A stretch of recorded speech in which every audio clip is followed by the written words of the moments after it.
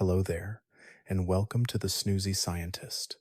I'm so glad you've chosen to spend a little piece of your evening, your morning, or perhaps somewhere peacefully in between, winding down with me.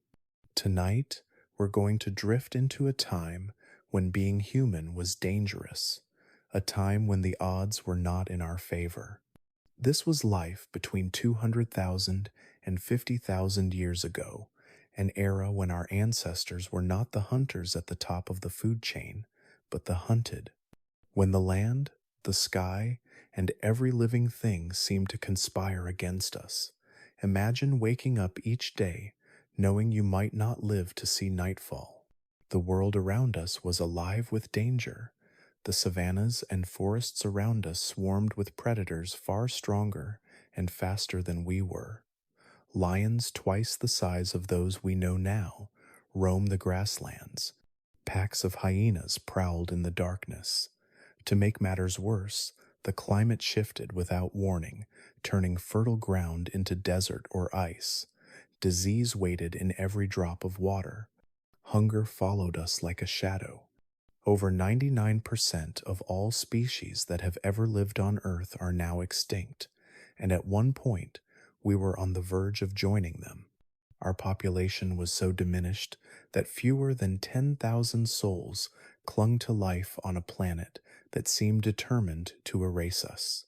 So how did we make it through? What kept us alive in the most dangerous time to be human? Was it strength, intelligence, luck, or something even stranger, an accident of evolution that turned the tide in our favor? Tonight, we'll drift backward into that world.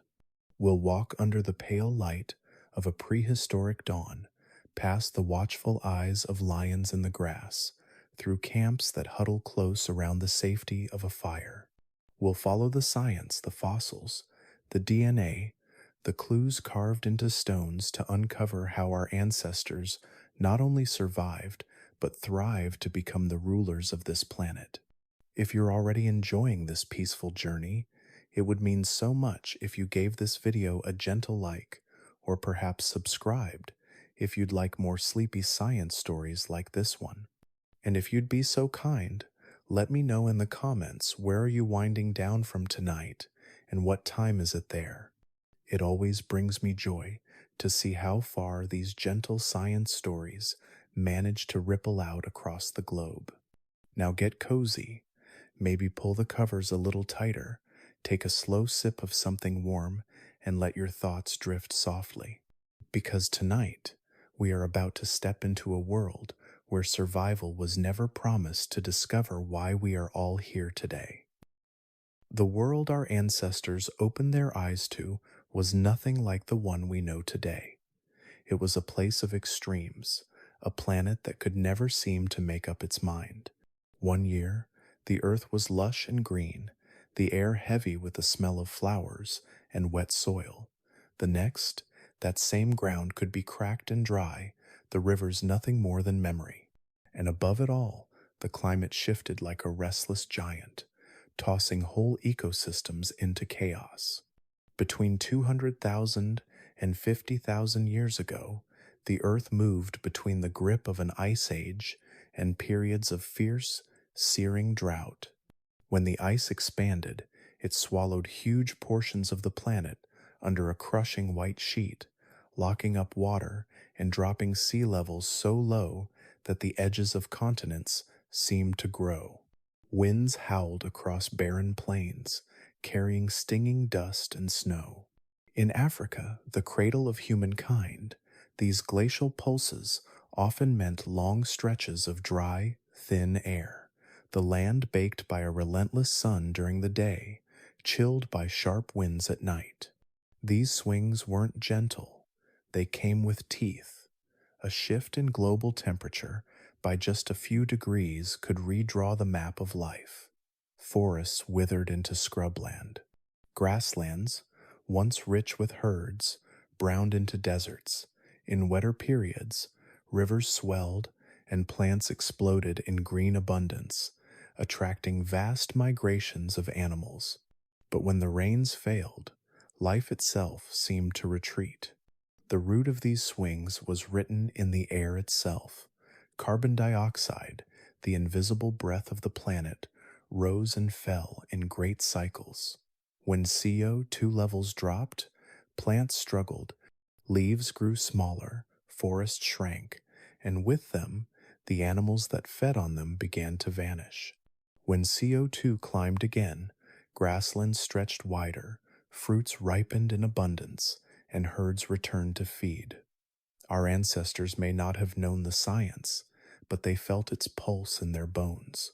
The air changed, the plants followed, the animals moved, and so did they. For early humans, the land was never something you could claim, it was something you followed. Staying still for too long could mean death. In years of drought, people would leave the parched valleys and trek toward distant highlands or the shadowed edges of rivers where water lingered. In times of plenty, they returned to hunt the grazing herds and gather from fruit-heavy trees. They didn't travel in straight lines. Their paths twisted like rivers, drawn by the scent of flowering plants, the distant echo of hooves, or the shimmer of water on the horizon. The unpredictability of this world demanded more than strong legs. It demanded a mind that could adapt. Some years, food meant stalking antelope across the grasslands until the sun drove the animal to collapse in exhaustion.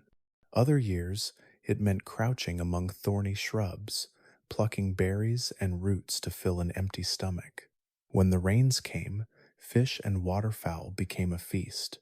When the earth dried, the people turned to nuts, insects, or whatever small game could be flushed from hiding. This was not preference, it was survival. Every mouthful was part of a greater equation. Too much time in one place could strip it bare, driving away animals and exhausting plants before they could regrow.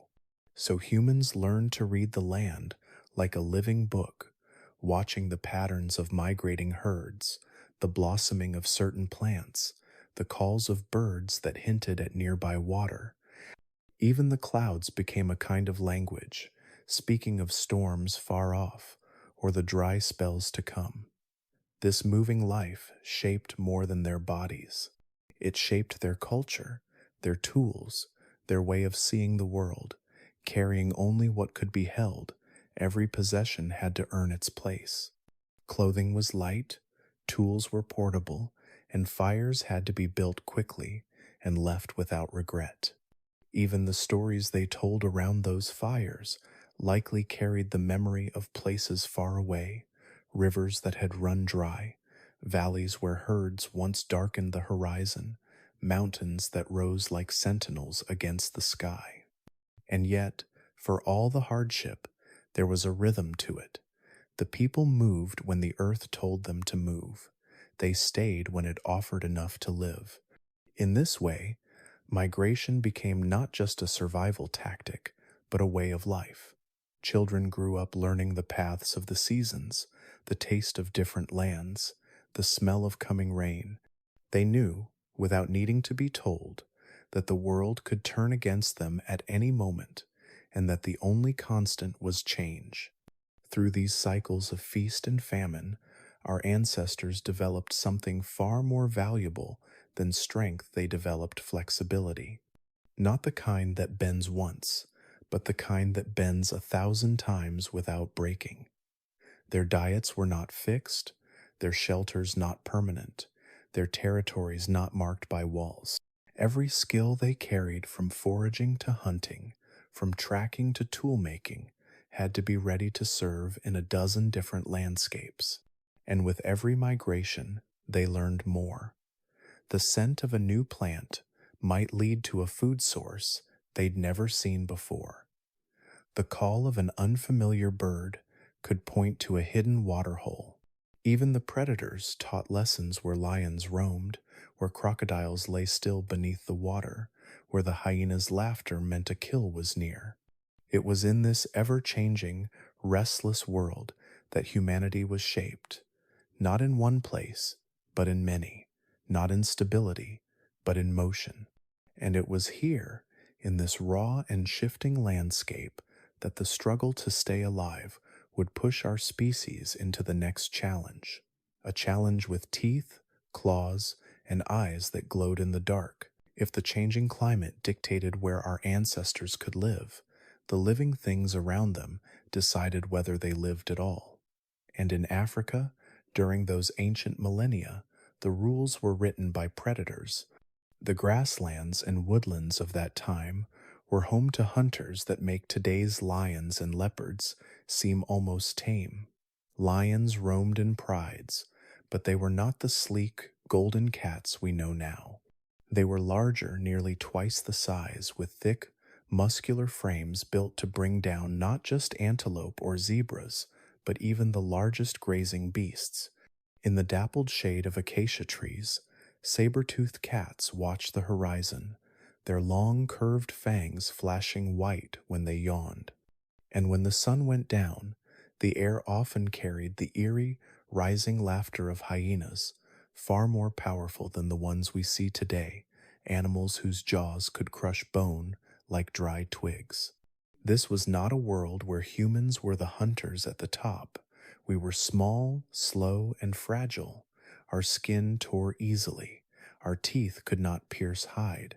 We had no claws to slash with, no venom to inject. We were clever, yes, but cleverness meant little in the seconds before a lion charged or a leopard dropped from a tree. In those days, every walk to a river, every trip into the open to gather food, carried the risk of never returning. Being bipedal, walking upright, gave us certain advantages. We could see farther over the tall grass, spotting movement before it spotted us. Our hands were free to carry tools, sticks, or gathered food. But two legs could not outpace four, and upright silhouettes were easy targets in the savanna light. Predators were faster, quieter, and designed for killing. Our greatest strength, endurance running, was only useful if we had enough warning to start before the chase began. Too often, there was no warning at all. Science tells us that predator-prey relationships are shaped by a constant push and pull. Hunters adapt to catch, prey adapt to escape.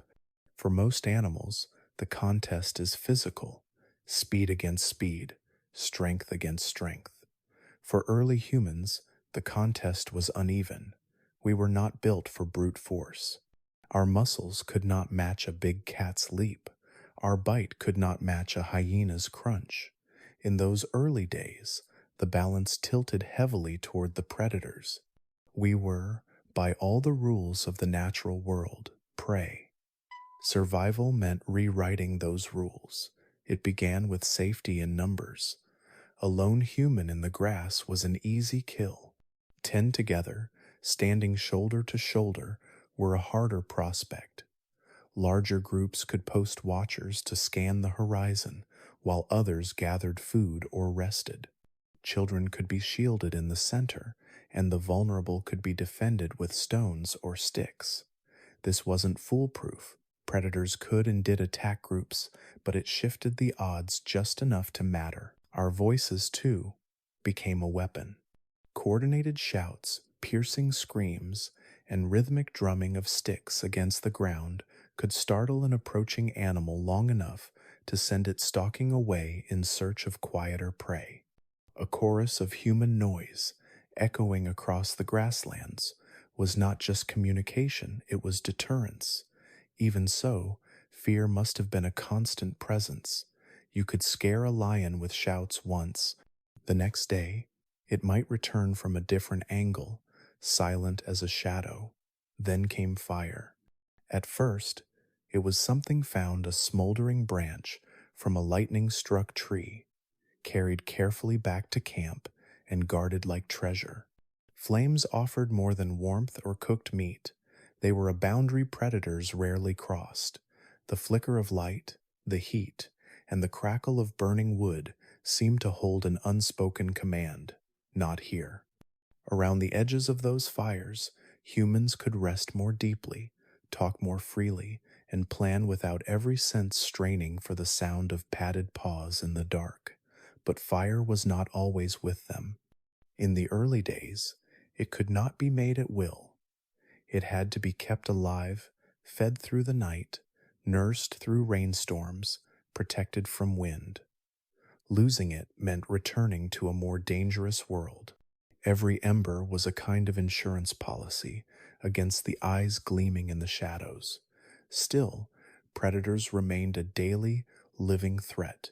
Even in daylight, lions could appear without warning, racing through the grass in a tawny blur. Crocodiles lay in wait at watering holes, invisible until the water exploded around them. Leopards could follow silently for hours, their spotted coats vanishing into the leaves. Survival was not about defeating these hunters, it was about avoiding them, outsmarting them, and making the risk of attacking a human greater than the reward. The presence of such predators did more than thin our numbers, it shaped the very structure of human life.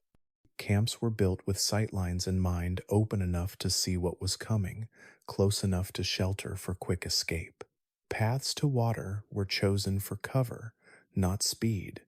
Children learned from the youngest age to read the signs, the hush of birds, the shifting of antelope herds, the sudden stillness in the air that could mean danger was near.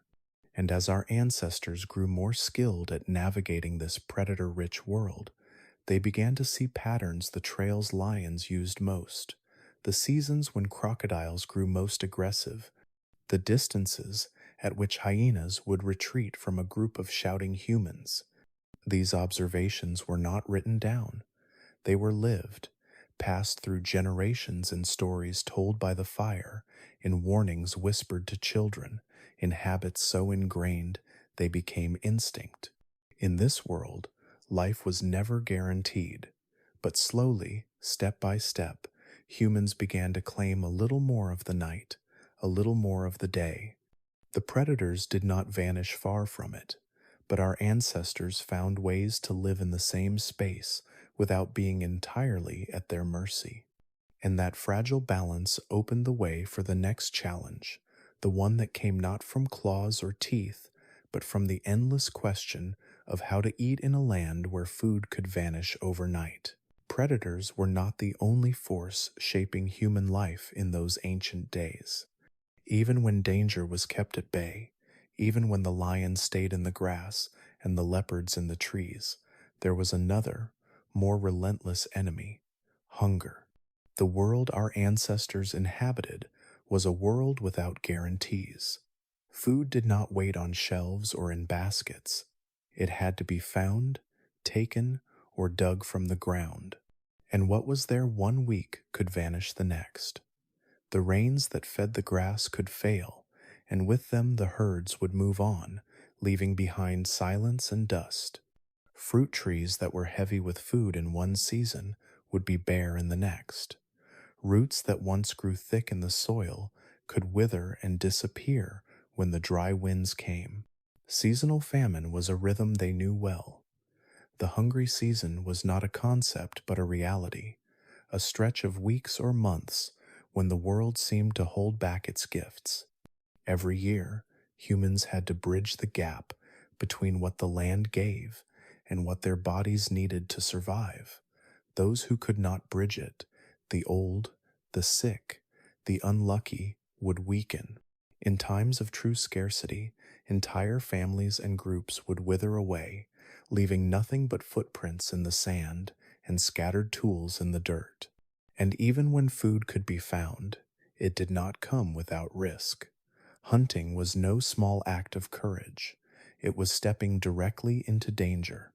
Large prey meant large rewards. A mammoth, an auroch, or a buffalo could feed a whole group for days, but it also meant confronting an animal that could crush a skull or gore a hunter with a single blow. Spears could wound, but they rarely killed instantly, and a wounded animal was at its most dangerous. The chase could turn in an instant, predator and prey changing roles in a heartbeat. Even smaller animals, gazelles, antelope, warthogs, demanded caution. A kick from the wrong angle could break a leg. A boar's tusks could rip through flesh. Hunters had to weigh every pursuit against the risk of injury, because an injury in this world was not a pause, it was a sentence. Without modern medicine, a broken bone or deep cut could mean infection, and infection could mean death. It was not only the hunt that was dangerous. Gathering plants and fruits carried its own hazards. Some berries could nourish, others could poison. Roots might be tangled with venomous snakes. Beehives offered sweet honey, but came with the fury of hundreds of stinging defenders. Even the simple act of reaching into a crevice for tubers risked meeting the fangs of a hidden scorpion. Science tells us the human body needs a steady intake of calories to maintain strength far more than one might expect for a creature of our size. A healthy adult engaged in constant walking, running, and lifting under the sun could burn 4,000 or 5,000 calories a day. That meant food was not optional. It was an urgent, daily necessity. Going even a few days without it meant slower reflexes, weaker muscles, and dulled thinking. And in a world already teeming with danger, those were luxuries no one could afford. Survival demanded more than skill. It demanded cooperation. A single hunter might bring back a small kill, but it would be the coordinated efforts of several that could bring down a large animal. Hunters worked together, some driving prey toward others lying in wait, some cutting off escape paths. It was dangerous, exhausting work, and it only succeeded when each person played their role, and when food was brought back, it was shared. The strongest might have caught it, but the weakest needed it too, the children, the injured, the pregnant women. This sharing was not simply kindness, it was survival strategy.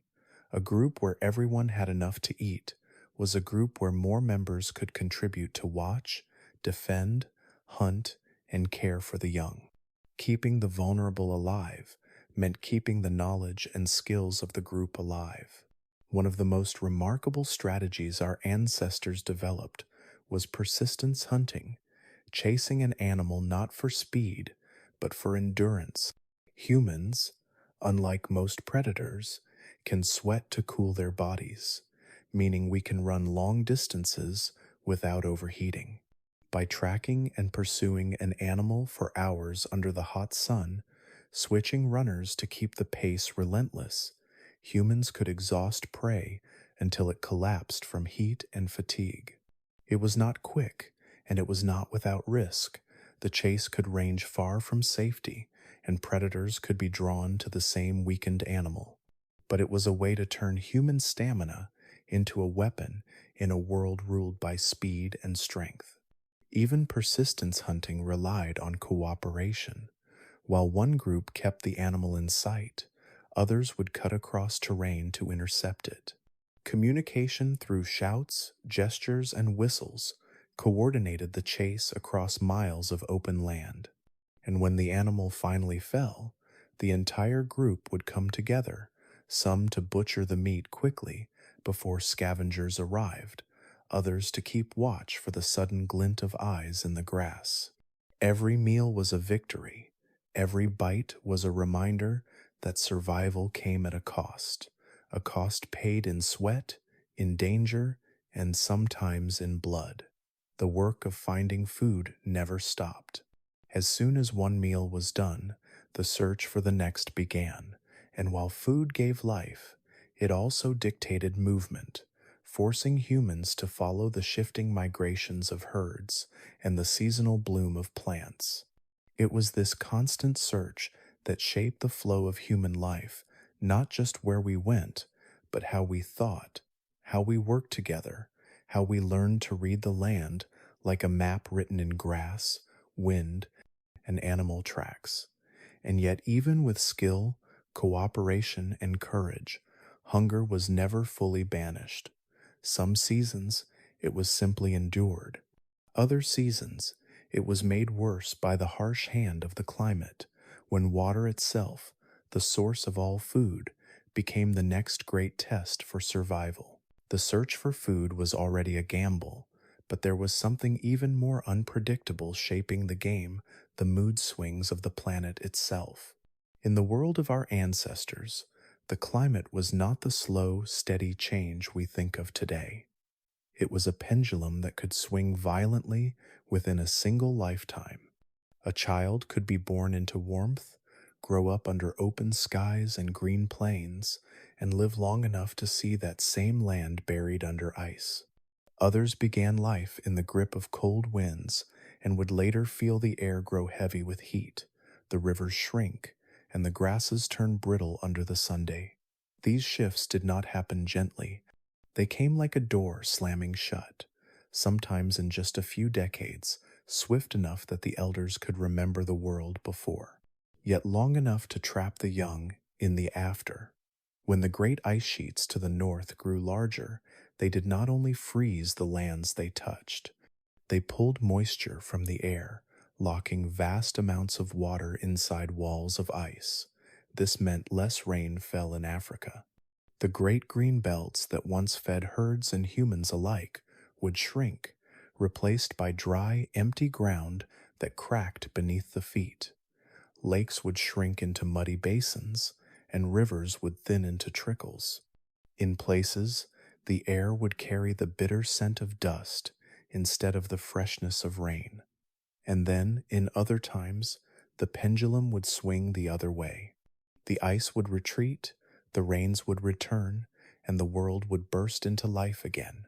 Rivers would roar with new strength, plains would blossom with grass, and the migration paths of animals would stretch wide.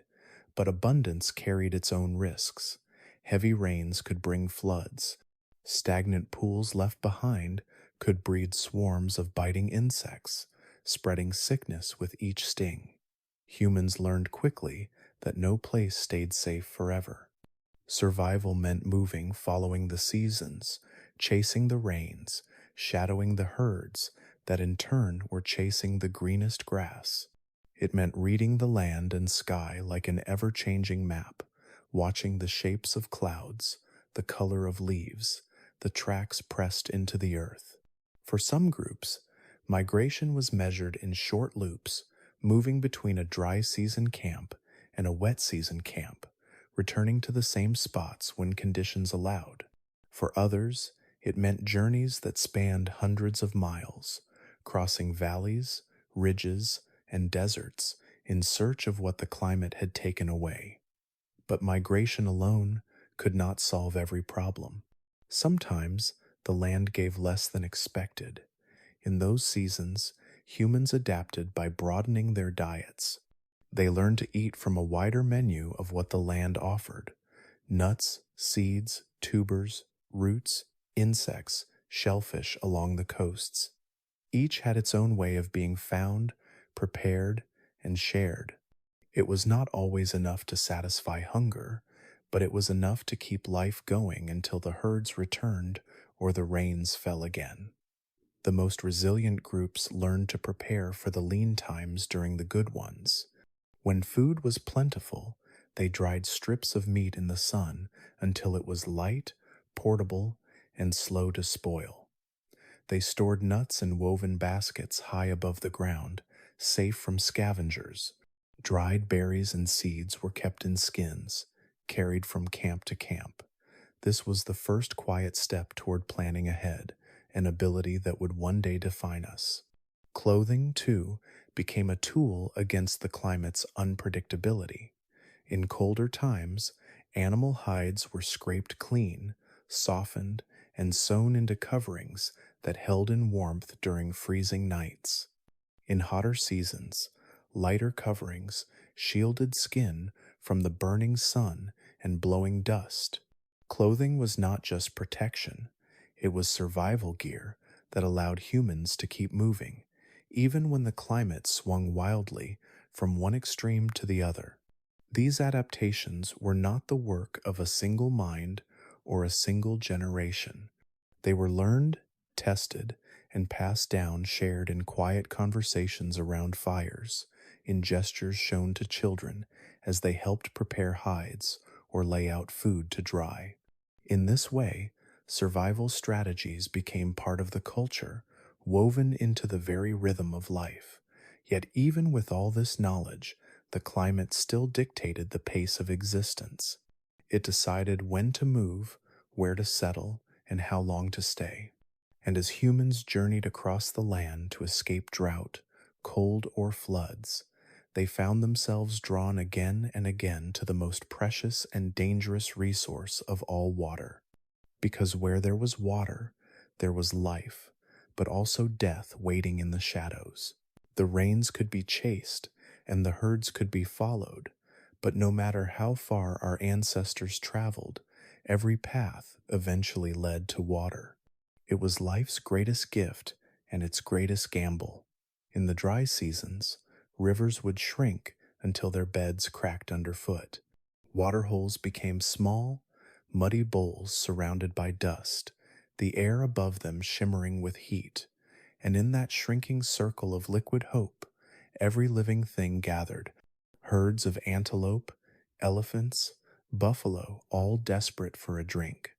And not far from them, the patient shadows of predators.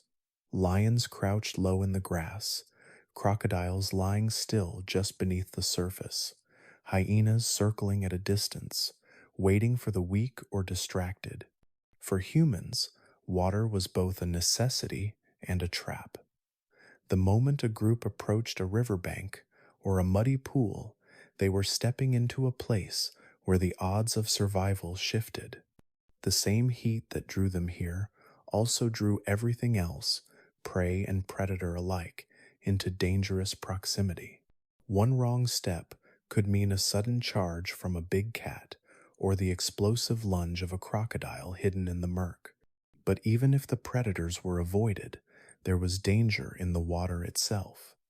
In prehistoric times, rivers and stagnant pools carried invisible killers, tiny parasites that slipped through the skin, bacteria that could twist the stomach into knots, and viruses passed from animal to human through shared water. A sip might quench thirst for the moment but leave a body fevered, vomiting, too weak to walk a deadly state in a world where being left behind often meant never being seen again. Yet, the body could not simply go without.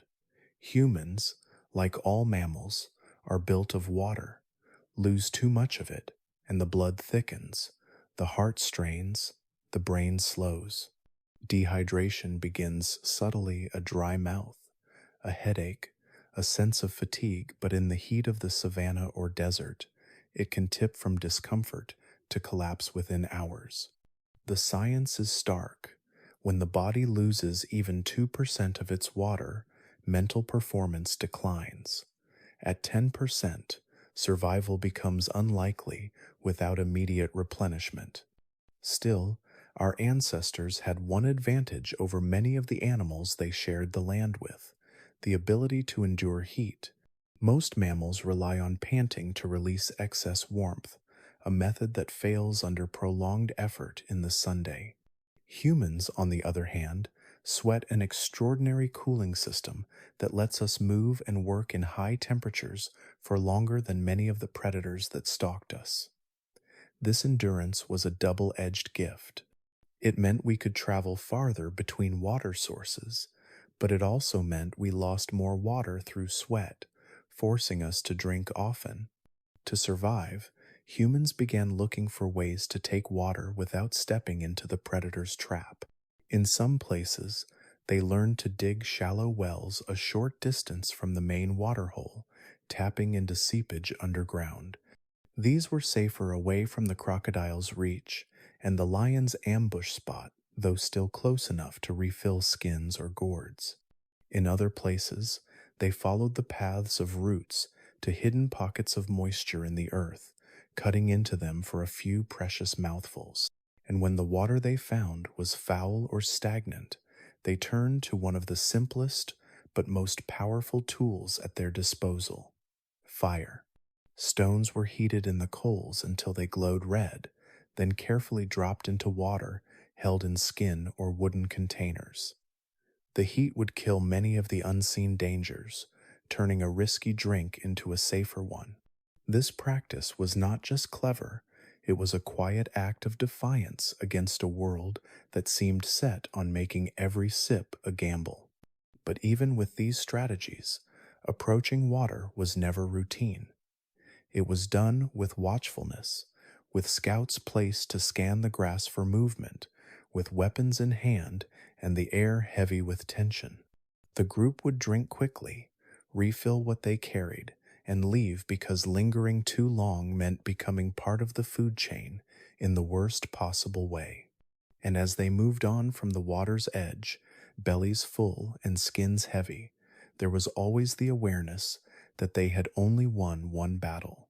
The day would bring others, some seen, some hidden, and nightfall would open the door to dangers of a different kind entirely. Long before we could shape metal or build walls, there was one thing that shifted the balance between human and predator: a flicker of light, a pulse of heat, a small miracle pulled from the heart of the earth itself. Fire was not ours at first. It came from lightning that split the sky, from molten rivers that spilled from volcanoes, from the sudden spark of stone striking stone. In the beginning, we feared it like every other creature. The roar of flames meant danger. It devoured everything in its path. It was alive in a way unpredictable, wild, unstoppable once it grew. But somewhere along the way, our ancestors began to understand it could be more than a threat. It could be an ally. Archaeological traces tell the story. Blackened layers of earth, clusters of ash surrounded by stone, fragments of bone charred in a way no lightning strike could explain, signs that humans, hundreds of thousands of years ago, were learning to tend fire. These fires were small at first, little more than glowing embers kept alive through the night, coaxed to flame again at dawn. A group might carry these embers wrapped in bark or held inside a hollowed horn, carefully shielding them from wind and rain as they traveled. Fire wasn't always something they could make from nothing. It was something they had to guard, like a living treasure. The effect was immediate and profound. In the wild, darkness belonged to predators, but fire turned the night into something else entirely. It was light where there was only blackness. It was warmth when the cold bit hard. And it was a language predators understood: the flicker, and heat sent them slinking back into the shadows. Lions, hyenas, and leopards, so fearless in the open savanna, hesitated at the edge of the firelight. Even snakes avoided crossing its glow, but fire's magic went beyond safety. Around it, humans gathered. They shared food, stories, and plans. They worked with their hands by its glow, and they began to cook. Cooking changed everything. Raw meat is hard to chew, tough to tear, and full of bacteria that can sicken or kill. Plants are no easier. Many are fibrous, bitter, or loaded with toxins unless they're broken down. Fire was a quiet revolution. Heat made meat softer, easier to digest, and killed most harmful microbes. It unlocked nutrients hidden in plants, making them richer fuel for the body.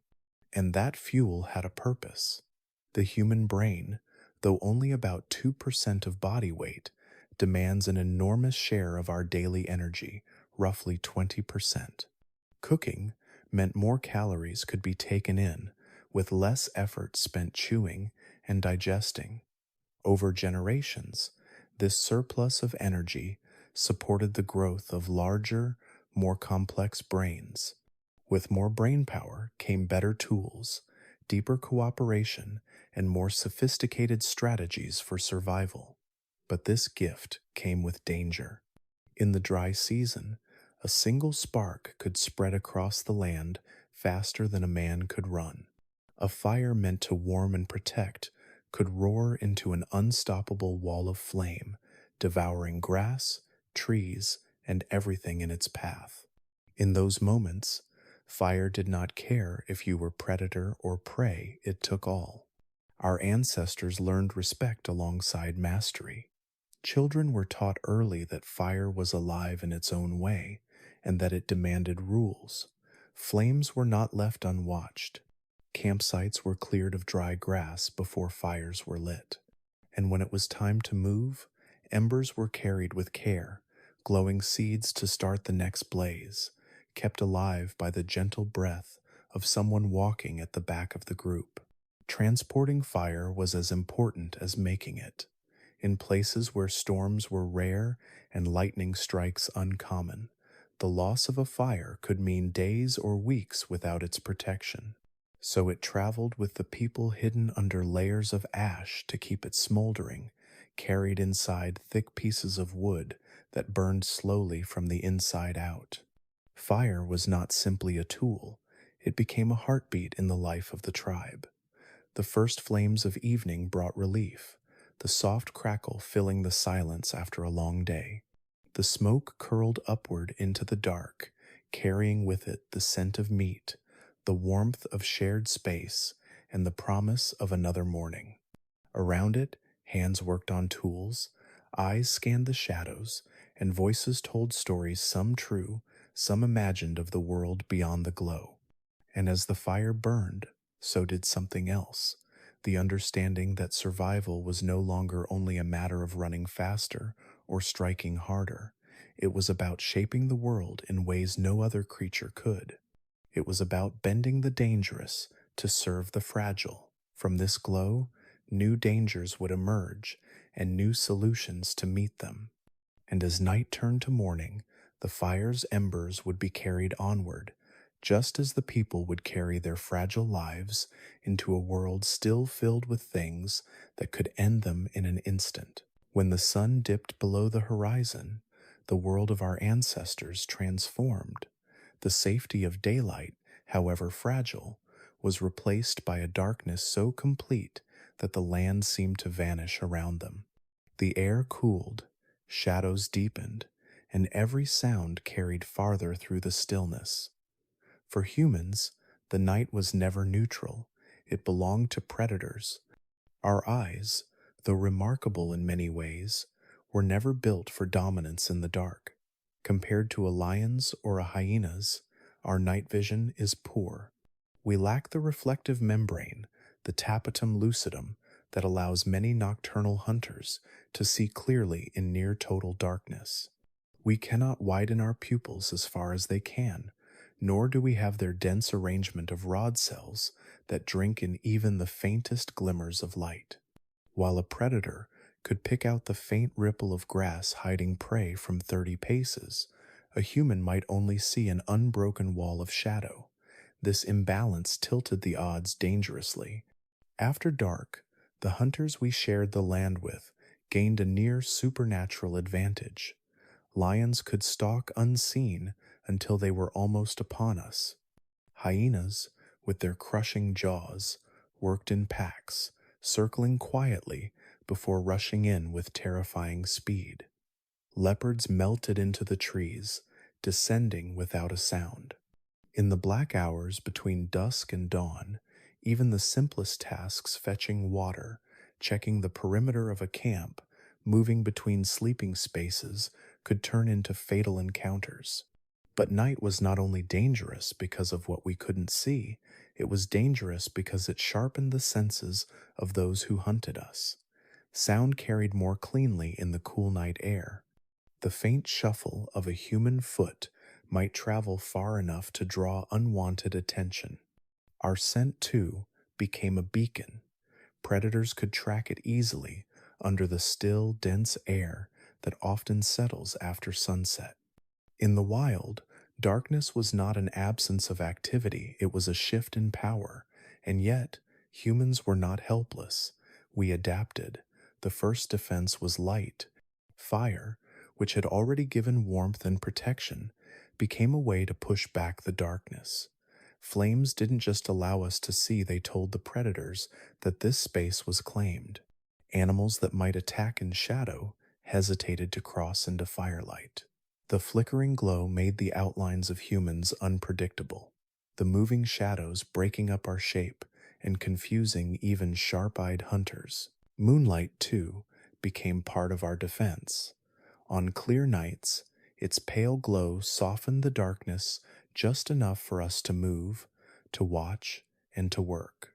Camps often adapted their patterns to the lunar cycle, traveling farther or hunting more actively when the moon was bright and staying closer to the safety of established shelters during the new moon when the dark was nearly absolute. This dance between moonlight and firelight shaped not only where we lived, but how we planned our movements through the landscape. But light alone was not enough. Our ancestors organized themselves in ways that made the night more survivable. Night watches became a necessity, small groups taking turns to stay awake while others rested.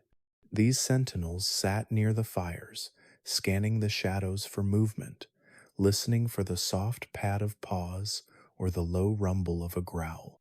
They learned to read the sounds of the night, the sudden silence of frogs or insects that might mean a predator was near, the sharp calls of birds startled from their roosts. Camps themselves became tools of survival. Fire placement was deliberate, not random. Multiple small fires might be built in a ring, with sleeping spaces in the center, creating a zone of light predators were reluctant to enter. Some groups placed thorny branches or sharp stakes at the camp's outer edges, adding a physical barrier to the psychological one created by the flames. The layout was designed to slow or confuse anything trying to get in before the guards could sound the alarm. Even the way people slept changed to fit the threat of night. Instead of scattering, they huddled close, their bodies overlapping for warmth and safety. This closeness meant that if danger came, the group could respond quickly. A chorus of shouts, the sudden flare of more torches, a coordinated display of noise and light meant to drive predators back. Still, the night always held a certain tension, even in the deepest hours, when the fire was burning low and the camp seemed quiet. Someone's eyes were open, ears straining for the faintest hint of trouble. The scent of smoke clung to skin and hair, mingling with the dust of the day, a reminder that survival after sunset was never a given, it was earned, hour by hour. And as dawn approached, the first blush of light on the horizon brought more than just warmth. It brought relief. Shapes in the shadows resolved into harmless trees and rocks. The sounds of hunting faded, replaced by the softer rhythms of daytime. For a few precious hours, the world belonged to us again, though never completely, because danger didn't only wait in the night. It was also there in the open light of day, where food itself could lure us into the paths of predators, or worse. When we think of the dangers our ancestors faced, it's easy to picture the sharp teeth of lions or the bone-crushing jaws of hyenas. But some of the greatest challenges came from beings who didn't roar in the night or stalk from the grass. They walked upright, carried tools, built shelters, and had eyes that looked back at us with the same spark of thought. They were human, just not us. For most of our history, we weren't alone. The world between 200,000 and 50,000 years ago was home to multiple human species. In the cold expanses of Ice Age Europe, there were the Neanderthals, broad-shouldered, powerful, with thick bones and muscles built for survival in bitter winters. In the mountains of Central Asia, Denisovans thrived, a mysterious group known to us only through fragments of bone and teeth, yet carrying genetic signatures that still live in some of us today. Far to the southeast, on islands like Flores, lived tiny humans nicknamed hobbits, Homo floresiensis, barely over a meter tall, yet skilled hunters in their own right. And scattered across the map were others we have yet to fully name, known only from hints in our DNA. At first glance, they might have seemed like distant cousins, each living in their own corner of the world. But nature rarely leaves resources untouched, and where habitats overlapped, so did the needs of these human species. We were all after the same things: food, water, shelter, and safe ground. And in the places where those things were scarce, competition was inevitable. Imagine arriving in a lush valley after weeks of dangerous travel, only to find it already claimed. Fires burned in the distance, smoke rising from the shelters of another group. Tracks of their prey hunts marked the ground. The berry bushes were stripped bare. The waterhole was surrounded by their footprints. You could not simply turn around and walk away. Every day was a gamble with hunger. And so, sometimes, our ancestors had to share. Other times, they fought. Conflict between human species may not have looked like the sweeping battles of later history. It might have been small, a raid in the night to take food stores, a confrontation over a hunting ground, or an ambush at a watering hole. A single skirmish could leave deep scars on both sides. And yet, not all encounters ended in blood. Sometimes, something far more complex happened. For while there was rivalry, there was also recognition. These other humans could do things that animals could not. They could make fire, carve tools, and communicate. In them, our ancestors saw not just competition, but opportunity. This is where trade, the earliest kind, may have begun. Groups exchanged resources they had in abundance for those they lacked. A coastal band might trade dried fish for stone from the mountains. A forest group might share medicinal plants in return for animal hides. Knowledge, too, became a kind of currency: how to track a certain animal, where to find water in a dry season, how to shape a blade so it lasted longer. And then there was the deepest exchange of all, the one written into our bodies. DNA evidence tells us that Homo sapiens and Neanderthals interbred multiple times over thousands of years. Denisovan DNA also appears in the genomes of modern humans, especially among indigenous peoples in Oceania and parts of Asia. These unions may have been rare, and they were likely shaped by a complicated mix of cooperation, alliance, and necessity. But the genetic traces they left are undeniable. From these connections, we inherited more than just stories. Neanderthal DNA, for example, has been linked to immune system adaptations, perhaps gifts from their long battle with Ice Age diseases. Denisovan genes may have helped certain human populations survive in high-altitude environments where oxygen is scarce. These were not just fleeting encounters, they altered the course of our survival. Still, coexistence was fragile. Over time, one by one, these other humans vanished. The reasons are tangled climate shifts, competition for resources, outbreaks of disease, and perhaps even direct conflict with us. We may never know the exact balance of causes, but what remains certain is this: for a time, we were part of a world shared with minds that could imagine, plan, and create as we did. And the disappearance of those other minds left us truly alone in a way we had never been before.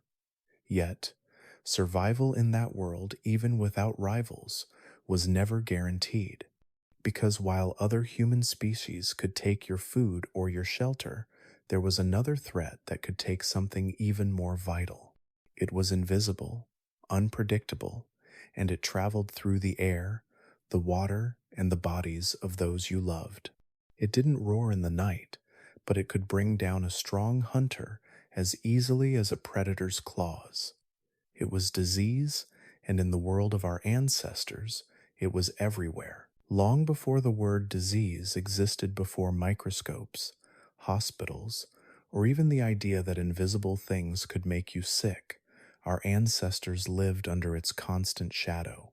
Illness was as much a part of life as hunger, rain, or the turning of the seasons. But unlike a stalking predator or a raging storm, sickness had no warning roar, no crack of thunder before it struck. It could arrive quietly, moving from one person to another, and by the time you realized it was there, it had already spread. Life in small, tight-knit groups meant closeness was unavoidable.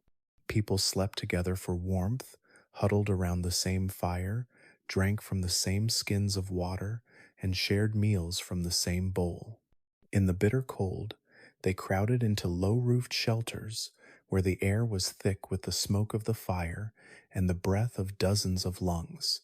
That closeness was a shield against predators and the elements, but it was also the perfect bridge for illness to pass from one person to the next. The prehistoric world was full of hazards that could sicken or kill without ever drawing blood. Parasites lurked in undercooked meat. Tiny worms hid in unwashed plants. Standing pools of water, so vital for drinking, were also breeding grounds for invisible killers. Without knowing it, our ancestors were in constant contact with bacteria, viruses, and parasites organisms they couldn't see, but that shaped their lives in ways as profound as any visible enemy. Some of these pathogens came from the environment itself. Rivers carried diseases that attacked the stomach and drained the body of water faster than it could be replaced. Open wounds, even small cuts from shaping stone tools, could become infected with bacteria from soil or animal hides, swelling and festering until the fever took hold. Others came from the animals they hunted and butchered. Blood and organs could carry pathogens from prey to predator, passing sickness into the human body along with the meal. In tropical regions, biting insects added their own threats. Mosquitoes, even then, could carry fevers that raged for days and left people weak for weeks. Fleas and lice spread between close living groups, carrying diseases in their tiny bodies. And in cooler climates, where biting insects were rare, winter brought its own sicknesses, coughs, and fevers that swept through entire bands when they were forced to shelter together for long stretches of time. Our ancestors didn't know about germs, but they understood the patterns. They saw how the sick could make others sick. They noticed when water from one stream always seemed to make people ill, or when a certain kind of meat caused stomach pain and weakness. Over time, they developed ways rooted in observation and tradition to guard against illness. Some groups learned to isolate the sick, keeping them apart from the rest of the band. It was a harsh measure, but it could stop an outbreak from taking everyone. Others experimented with plants. Long before written language, humans knew which leaves eased pain, which roots reduced swelling, and which bark could calm a raging fever. These remedies were not magic. Some worked, some didn't. But even the act of trying, of passing down this knowledge through generations, gave them a better chance at survival. And nature, in its slow, invisible way, was also shaping us. The people who survived certain diseases often passed along a hidden gift to their children: immunity. Bit by bit, over countless generations, the human immune system became better equipped to fight the pathogens that had been its oldest companions. In some cases, these adaptations are still with us today. Genes that help us resist certain fevers, for instance, may be the legacy of countless prehistoric battles between our bodies and the microscopic world. But disease was never just a physical burden. It was an emotional one. Imagine a mother watching her child grow weaker, with no way to explain what was happening or to promise that it would pass. Or a band of hunters losing their strongest member to a fever, knowing the next hunt would be harder without them. In such moments, survival wasn't just about food or weapons. It was about enduring loss and finding the strength to keep going when grief threatened to hollow out the will to live. But even as fevers eased and coughs faded, sickness left bodies light and food stores empty. To rebuild strength, the band needed more than roots and scraps. They needed a feast.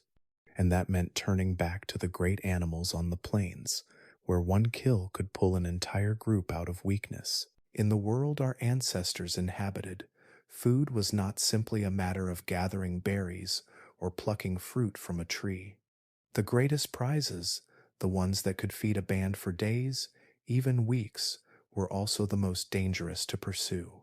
Towering mammoths with curved tusks like ivory scythes, shaggy aurochs with horns that could skewer a man in a heartbeat, and hulking giant buffalo that could charge faster than a sprinting human. These animals were the giants of their age, and bringing one down was both a triumph and a gamble with death. To see one on the horizon was to feel a rush of hope and fear.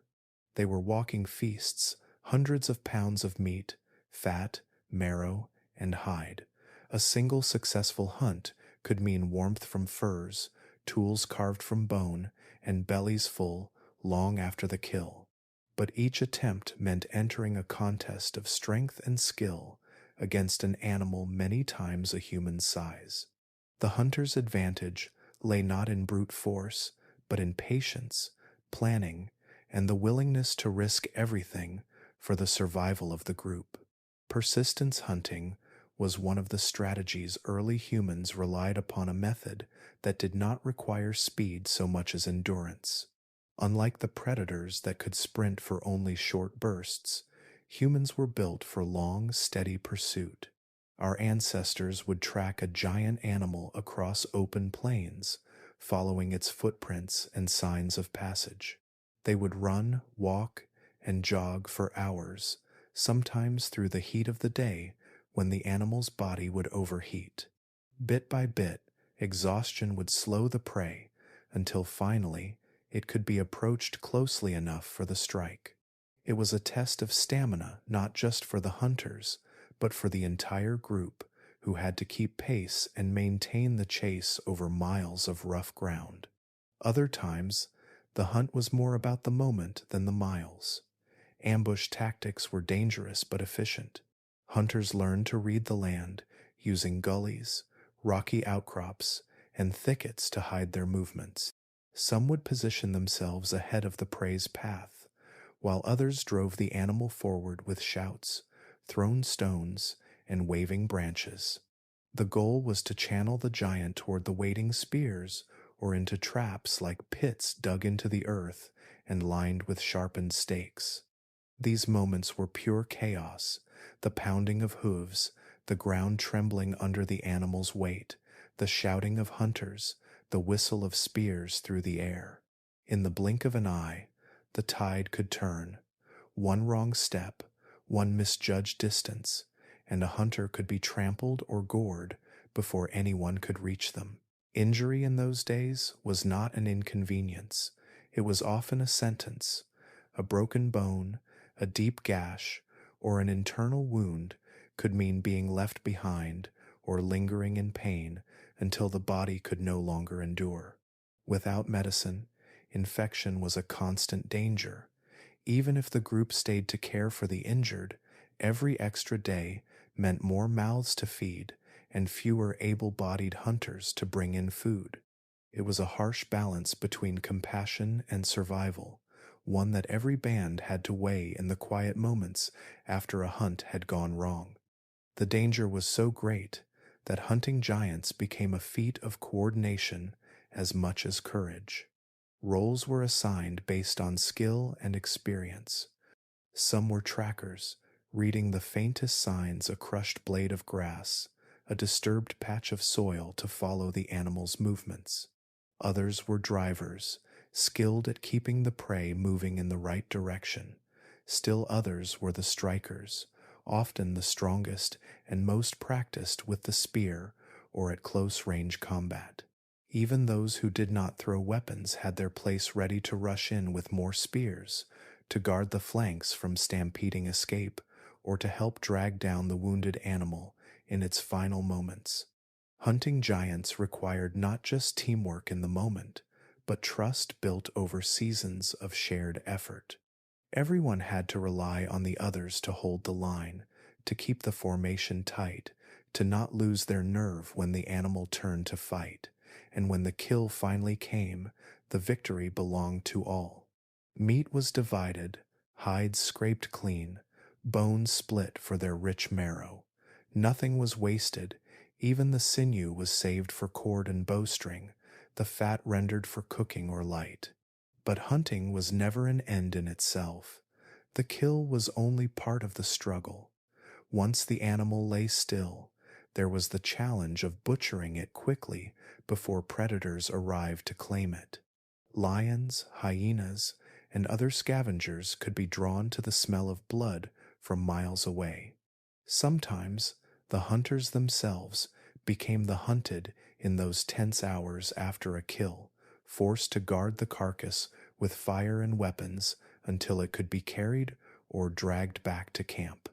Standing over a fallen giant, the lesson was always the same. We survived, but only just.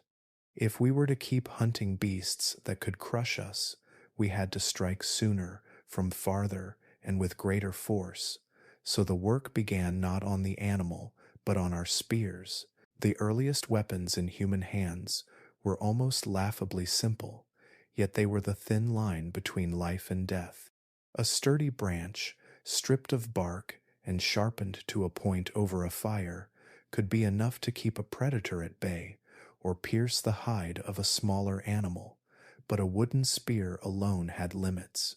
Against a mammoth's thick hide or a lion's rush, its range and force could fail in the very moment it was most needed. Every hunt, every close call became a lesson, and slowly those lessons began to shape the weapons themselves. The first great leap forward came when humans learned to marry stone to wood. Somewhere, tens of thousands of years ago, a hunter struck two rocks together and shaped a point sharp enough to split hide and muscle. It was heavier than a simple wooden tip, but its edge bit deeper, and when lashed to a shaft with sinew or plant fibers, it turned a spear into something far deadlier. Archaeologists have found these ancient stone spear tips buried alongside the bones of giant animals, the marks still visible in fossilized bone where a hunter's strike had landed. Each point tells the same story. Humans were no longer content to chase and tire their prey. They were finding ways to end the chase faster, with less risk to themselves. But this sharpening of the hunt did more than make killing easier. It changed survival rates. With stone-tipped spears, humans could bring down larger prey with fewer hunters injured or killed. A well-placed throw could drop an animal before it reached the line of hunters, and while a wooden spear often broke or dulled quickly, a stone tip could be repaired, reshaped, and reused. The result was more food, less danger, and the precious ability to survive the leaner seasons without pushing the group to its breaking point. Weapons didn't only serve the hunt. They became part of defense, not just against predators, but against other humans. Archaeological evidence shows bones with clear marks of spear wounds, not from hunting, but from conflict. In ancient campsites, researchers have found human remains buried hastily, with weapons lying beside them. Whether the battles were over territory, food, or revenge, the presence of weapons turned disputes into deadly confrontations. The same innovations that kept hunters alive also meant that threats from rival groups could no longer be settled with bluff or intimidation alone. As humans honed their skills, another problem emerged: range. Closing in on prey, or an enemy, always carried the risk of being struck first. The answer came in making weapons that could keep the user at a safer distance. Spears grew longer and lighter, their balance adjusted so they could be thrown farther without losing too much force. With greater range came greater safety. A hunter could strike from beyond the reach of hooves or claws, and in battle, a warrior could keep a rival at bay without stepping into their own strike zone. Then came the atlatl, a deceptively simple lever made of wood or bone that could fling a spear with far more force and speed than the arm alone could manage. In skilled hands, An atlatl could send a projectile whistling through the air with enough power to pierce thick hide or armor like bone plates. This was more than a tool, it was an equalizer. Suddenly, even a smaller or less physically strong hunter could deliver a killing blow from a safe distance. It was a leap in efficiency and safety that meant fewer injuries, more successful hunts, and a greater chance of survival for the group as a whole. With every innovation, humans became not just better armed, but better thinkers. Making a stone spearhead required an understanding of angles, force, and fracture. Lashing it to a shaft demanded skill in binding and materials. Crafting an atlatl took foresight, planning, and the passing down of knowledge. Each step in weapon evolution was a step in the evolution of the mind. Skills and techniques became traditions, carried in stories and demonstrations from one generation to the next, ensuring that no one had to start from scratch. Weapons also began to shape the way humans interacted with the land itself. Hunting parties could target faster or more dangerous prey without being forced into desperate chases. Camps could be set in areas with fewer natural defenses because people could rely on their weapons to guard the perimeter. The balance between risk and reward shifted, but so too did the demands on cooperation. Stronger weapons made solo hunting possible, yet survival still favored those who worked as a team. A line of hunters throwing in sequence could overwhelm even the largest beast, while a lone hunter with the same weapon risked being the one overwhelmed. These developments in weaponry didn't happen in isolation. They were part of a larger shift, a change in how humans approached every threat, from predators to rivals to the environment itself. Sharper points and longer throws bought us distance from danger, but no blade could shorten 9 long months or carry a newborn through the night.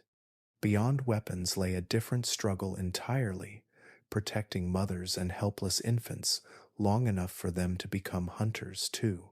In the world our ancestors knew, survival was already balanced on the edge of a knife. Every hunt carried risk, every journey was shadowed by predators, every drought could push a group toward starvation.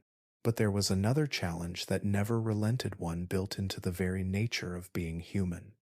It was the challenge of bringing new life into a world where life itself was so hard to keep. Human birth is unlike that of most other animals. From the moment a child was conceived, the clock began ticking 9 long months until birth. 9 months in which a mother's body changed, slowed, and became more vulnerable to injury, hunger, and disease. For other species, pregnancy was shorter, the young arriving quickly and often able to stand or walk within hours. But human infants were born helpless, unable to feed themselves, move on their own, or survive without constant attention. This was the cost of having such large, complex brains. Our young arrived unfinished. Their growth shifted outside the womb, so their mothers could survive giving birth to them at all. Those 9 months, and the years of care that followed, placed enormous strain on a community. A pregnant woman could not run as fast from danger. She could not hunt or travel long distances as easily. And once the baby was born, the demands on her time and energy were relentless. An infant needed feeding many times a day, warmth through cold nights, and protection from predators that could hear the smallest cry. For the mother, exhaustion was constant, and exhaustion in such a world could be deadly. The solution was not strength alone, it was cooperation. Over time, humans evolved not just physically, but socially, to protect mothers and children. The role of childcare expanded beyond the parents. Other women, older siblings, and even men in the group took turns carrying babies, watching over them while mothers gathered food or rested. Anthropologists call this cooperative breeding, a strategy in which the whole group shares the burden of raising the young. In such a dangerous world, it was not a luxury. It was the only way a child could survive long enough to grow. Elder women played a role that was both practical and profound. Often past their own years of childbearing, they became protectors, teachers, and watchful eyes when mothers were occupied or recovering. They knew the signs of sickness, the herbs that could ease a fever, the safe places to hide if danger approached. They were the living libraries of their people, and in many cases, the reason children lived long enough to remember their own names. But even with these networks of care, the risks were staggering. In prehistoric times, mortality rates for mothers and infants were brutally high. Childbirth itself could be lethal without modern medicine. Complications like prolonged labor or heavy bleeding could end a life in hours. For infants, disease, malnutrition, and simple accidents claimed many before their first birthday. Some estimates suggest that as many as half of all children born in this era did not survive into adulthood. In such a fragile balance, every child who lived was a victory for the entire group. The need to keep this fragile chain of life going shaped how our ancestors lived. Camps were often chosen with mothers in mind, close to water, but far enough from predator paths, near food sources, but sheltered from harsh winds. Movement between seasonal grounds was planned so that heavily pregnant women would not be forced to travel the most dangerous routes or cross swollen rivers. Food was shared more generously with nursing mothers, whose bodies required extra energy to sustain both themselves and their growing infants. Even the way people communicated changed under this pressure. A baby's cry could draw predators, so groups learned to soothe quickly, using rhythmic sounds, gentle swaying, and soft singing. Around the fire at night, older members would tell stories in low voices, both to teach and to calm, reinforcing the bonds that held the group together. In these moments, the survival of the next generation was not the task of one or two parents. It was the collective work of everyone who could lend a hand. A child carried on the hip of an older sibling was just as much a part of the hunt as the spears in the hunter's hands. A grandmother, standing guard at the edge of camp, was as essential to survival as the fire that kept predators away, and as children grew, they absorbed the rhythms of this shared responsibility. They learned early how to gather food, how to watch for danger, how to help care for the younger ones who came after them. The act of survival was passed down like an unbroken thread, woven through lullabies, warnings, and the steady example of the elders who had walked the same dangerous path. But as the children's minds opened to the skills of survival, their bodies would soon be tested in other ways, not just by the threats of hunger and predators, but by the shifting environment that never allowed the group to grow too comfortable. Arms and voices formed a circle around the young, but circles alone can't fill a child's bones or a mother's milk. In the quiet days between threats, another danger crept in, the kind that hides in empty nutrients and leaves its marks inside the body. Hunger in the ancient world was not always loud. Sometimes it came quietly, creeping in without the rumble of an empty stomach. It was the hunger of absence, not of food itself, but of the things inside food that the body cannot live without. Our ancestors could fill their bellies with roots, berries, or dried meat and still grow weak, their bodies starved of the tiny building blocks, the micronutrients that keep muscles working, blood flowing, and minds sharp. In a world without farming, food came and went with the seasons. In the lush months after rains, the land seemed generous. Rivers brimmed with fish, plants burst into fruit, and game animals followed the greening grass. People could eat well, sometimes even feast. But as the dry season took hold or cold winds swept down from the north, the variety vanished. The rivers shrank, plants withered, and animals grew thin or migrated far beyond reach. Diets narrowed to whatever could be stored: dried meat, cracked nuts, or fibrous roots enough to stop the ache of hunger, but not enough to give the body all it needed. Over time, these shortages left their marks in ways we can still see today. In ancient human skeletons, scientists find faint growth lines in the bones, almost like the rings inside a tree. These are signs of stalled growth moments in childhood when the body simply did not have enough to keep building itself. For some, these lines mark a single hard season. For others, they appear again and again, silent witnesses to a life where the edge of hunger was never far away. Micronutrient deficiencies could shape a person's entire life. Without enough iron, blood could not carry oxygen well, leaving a constant fatigue that made hunting or gathering harder. Without vitamin D, bones could weaken, bowing under the weight they carried. A lack of iodine could cloud thinking and slow the mind. In the harshest times, pregnant women deprived of key nutrients could give birth to children already carrying the scars of malnutrition: smaller bodies, weaker immune systems, less chance to live into adulthood. And yet, our ancestors found ways to fight back against this silent killer.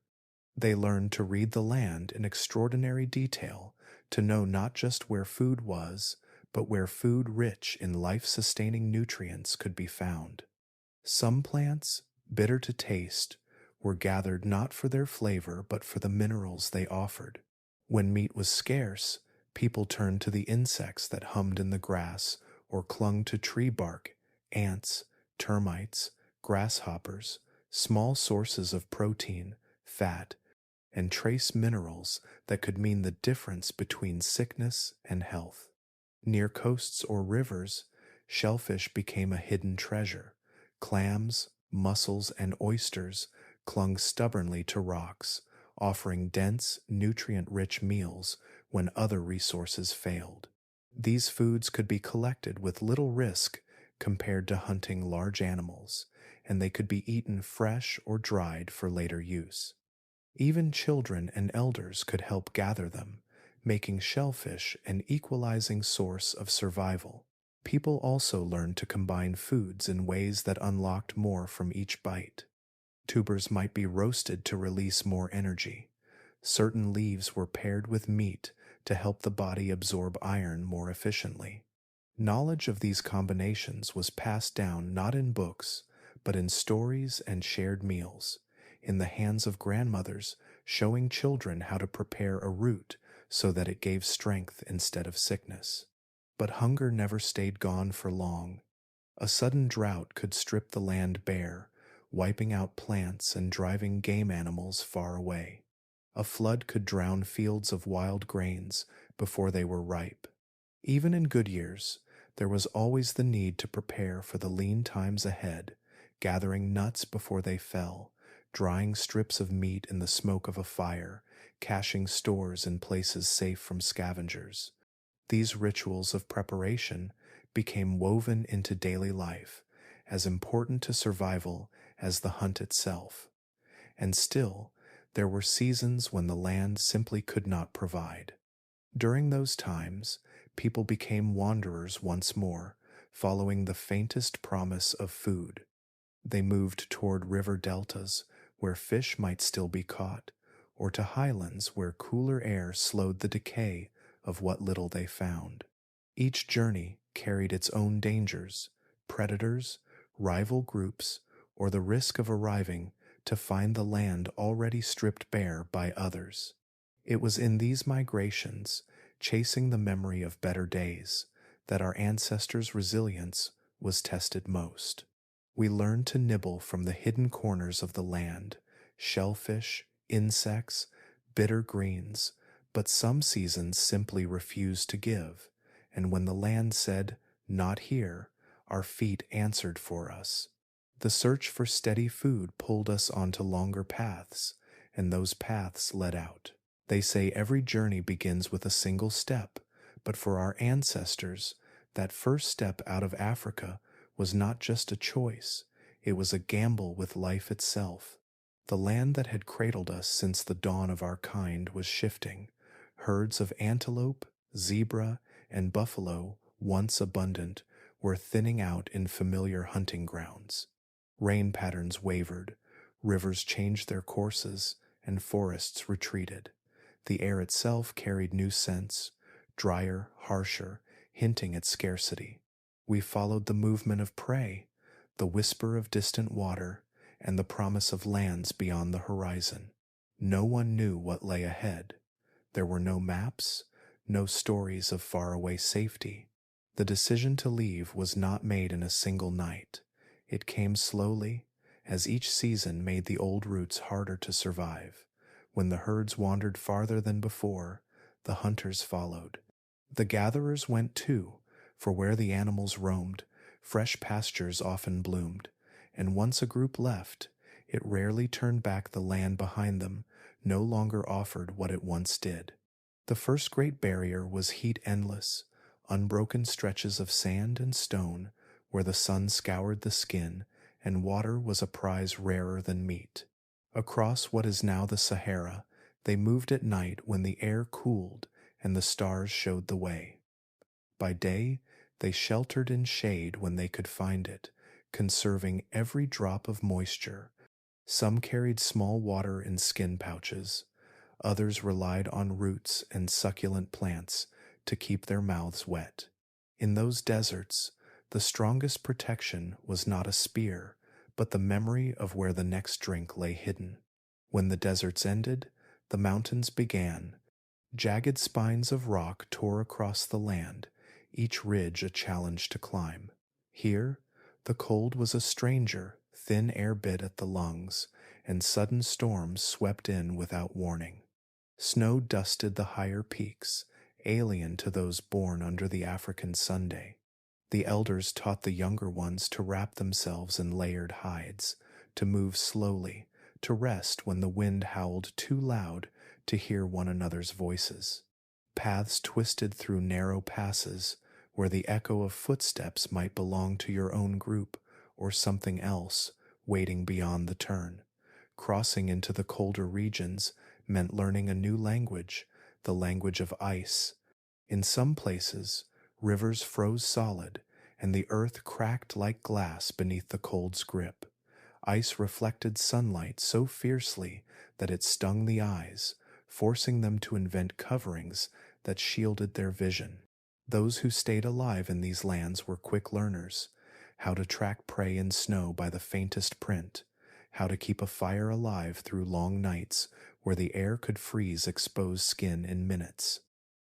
But migration was never without cost. Every new terrain brought risks that could wipe out whole families. Food shortages struck when the prey did not appear, or when plants they knew to be safe were replaced by strange ones they could not yet trust. Disease flared in new climates, cutting through small bands and leaving them too few to defend themselves. These were the times when fate could shrink the entire future of humanity down to a handful of survivors, a genetic bottleneck, where only a few carried the thread forward. Those who made it through did so by adapting quickly or by sheer luck. The line between the two was often so thin that no one could tell the difference. Following the herds was more than a hunting tactic, it became the spine of survival. They learned the rhythms of migration, when the caribou-like animals would cross the plains, when the great mammoths would move toward lower ground for winter, when birds in great flocks would signal the change of seasons. To follow them meant life. To lose track meant hunger. Hunters became trackers not just of hoofprints, but of wind patterns, plant cycles, and the shape of the sky at dusk. Shelter could no longer be something you built and left behind. The farther they traveled, the more they needed homes they could carry. At first, It was as simple as hides stretched over wooden frames, light enough to take apart and rebuild wherever they stopped. Over time, they learned to fashion shelters from bone and tusk when wood was scarce, to use snow itself as insulation, and to build in ways that kept the warmth in and the wind out. Every stop along the migration route taught them something new about shelter, and every lesson could mean the difference between waking up alive or not waking at all. These journeys were not just about reaching new lands, they were about holding on to one another through every trial. Groups split and rejoined. Strangers met on windswept plains and became kin through shared fires and shared dangers. The children born on the move would grow up, never knowing a single home, only the path, the horizon, and the understanding that life was a moving thing, and the path did not end here. The steps that carried them through deserts, mountains, and ice would soon bring them face to face with an even more relentless adversary, one that would wrap the land in cold and demand every ounce of knowledge, strength, and cooperation they had learned along the way. When our ancestors first stepped into Ice Age Europe, it must have felt like walking into another world. The air was sharper here, as if each breath had edges. The sky hung low and pale, and the sun, when it appeared, gave more light than warmth. Vast plains stretched into the distance, covered in frost that never fully melted. Herds of woolly mammoths and reindeer grazed in the distance, their breath forming clouds that drifted in the wind. But the same cold that shaped these lands also threatened to strip the life from anyone unprepared to meet it. Cold was not just an inconvenience, it was a predator in its own right. It could sneak in through the smallest gap in clothing, seep into the skin, and work its way into the bones until fingers and toes turned pale, stiff, and silent. Hypothermia did not announce itself with a roar. It whispered in numbness, made thoughts slow and clumsy, and lulled the freezing into dangerous sleep. Frostbite was more brutal still, turning skin black and brittle, claiming limbs that would never grow back. In this world, the line between living and freezing was paper thin, and every decision about shelter, fire, and clothing could tip the balance either way. Shelter was the first defense. Where trees were sparse, they built with what the land offered: mammoth bones arched into frames, covered with thick hides that trapped heat. Sometimes they dug into the sides of hills, using the earth itself as insulation, letting the frozen wind howl harmlessly above, while inside, the air stayed warmer. Entrances were kept small to hold the heat, and sleeping areas were raised off the frozen ground with layers of brush or furs to keep the cold from seeping in from below. These were not places of comfort, they were fortresses against the elements, built with one purpose: to keep the cold out long enough for the fire to keep the warmth in. Clothing became more than a covering, it was armor. They learned that one thick layer was never enough. Warmth came from trapping pockets of air between layers. Underneath, softer furs lay close to the skin. Over that came heavier hides, stitched with sinew so tight that wind could not slip through. Hoods and mittens kept the smallest extremities warm, and boots were stuffed with dried grasses to soak up moisture and add insulation. Nothing went to waste: every scrap of hide, every shred of fur, every strip of sinew had its place in keeping someone alive through the long nights, and those nights seemed endless. In the depths of winter, the darkness stretched for hours that could feel like entire days. Fire was the lifeline through it all, but it was a demanding companion. Wood was scarce in the treeless plains, so they scavenged fallen branches where they could and burned animal dung when there was nothing else.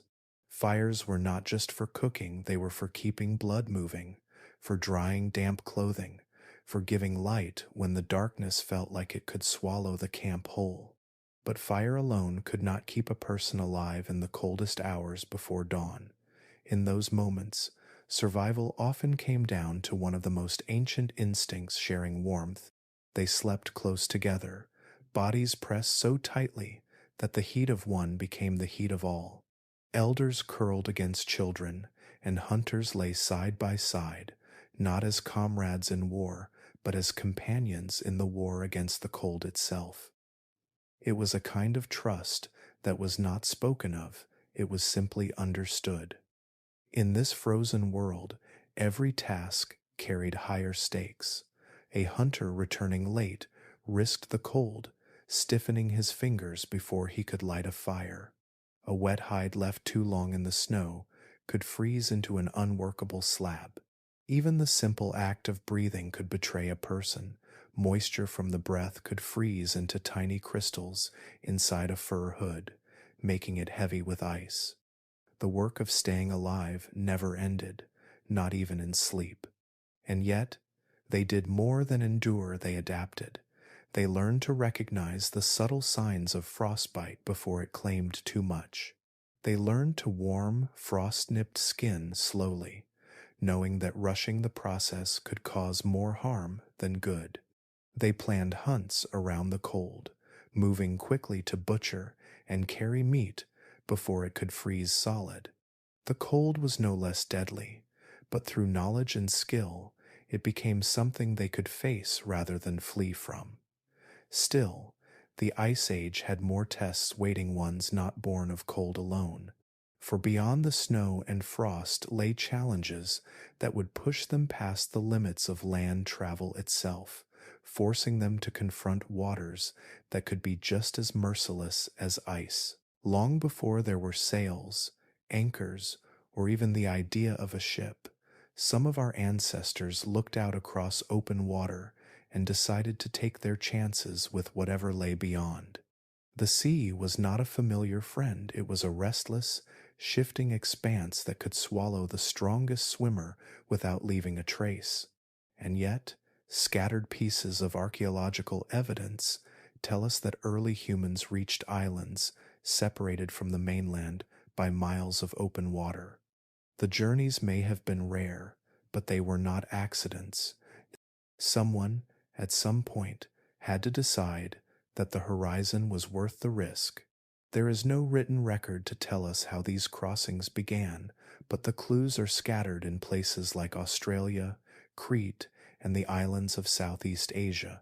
Archaeologists have found stone tools and remains of human settlements in locations that could only have been reached by crossing the sea. These finds are far older than any known fishing boats, which means the people who made these journeys had to build something entirely new: rafts, perhaps lashed together from logs and reeds, or bundles of bamboo tied so tightly that they floated high above the waves. These crafts were not graceful, but they didn't have to be. They needed only two things: buoyancy and enough stability to keep their passengers from being tossed into the water. A log raft would ride low and sluggish, but it would not sink easily. A tightly bound reed bundle could stay afloat, even when soaked, its hollow stalks trapping air that kept the craft bobbing in the water. They were crude solutions, but they were enough to carry families, supplies, and the few precious tools a group would need to start life on a new shore. The challenge wasn't just building something that floated, it was knowing where to go. Land is invisible beyond a certain distance, so the first humans to venture out had to navigate without maps or compasses. They may have watched the flight paths of seabirds, knowing that many return to land each evening. They may have studied the color of the water or the shape of the waves, reading subtle patterns that revealed the nearness of a shoreline. In some places, they could have relied on mountain peaks faintly visible on the horizon, but in others, the journey was blind until the first signs of land appeared. Even with skill, the risks were immense. The weather could turn without warning, bringing sudden squalls that whipped the sea into white-capped chaos.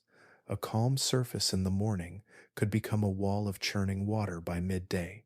Strong currents, invisible from above, could pull a raft far off course, carrying it into open ocean instead of toward the nearest island. There was no fighting such forces, only enduring them and hoping they eventually set you down somewhere survivable. And there were predators. Sharks and other large marine animals have always patrolled coastal waters, and a raft's low profile meant passengers were never far from the surface. A large shadow gliding beneath the water could be enough to freeze every muscle in a person's body. Even if no attack came, the knowledge that danger moved unseen below was its own kind of fear, gnawing at the mind as the hours on the water stretched on. Yet these crossings were not just desperate gambles, they were calculated risks. Timing was everything. Groups likely waited for seasons when the winds were gentler, the currents more predictable, and storms less frequent. They might have set out at dawn to make the most of daylight, bringing dried meat, shellfish, or even live embers to start fires once they reached land. Every crossing had to be planned with survival on both sides of the journey in mind. Once the sea was behind them, the challenges were far from over. New shores brought unfamiliar plants, different prey animals, and unknown dangers. But the very fact that they made the crossing at all speaks to a willingness to adapt in ways no other animal could. They were not simply chasing food, they were expanding the boundaries of the world they knew, trusting that they could shape life in a place they had never seen before. Still, the journey over water was only one type of natural force our ancestors had to face. On land, the ground itself could betray them, shifting, rumbling, or even exploding without warning. The earth beneath our ancestors' feet was never as still as it seemed. In places like the East African Rift Valley, the ground would shudder and split without warning, tearing open new cracks in the earth and swallowing entire stretches of forest. At times, the tremors were mild just enough to make stones clatter down a slope or send birds fleeing from the trees.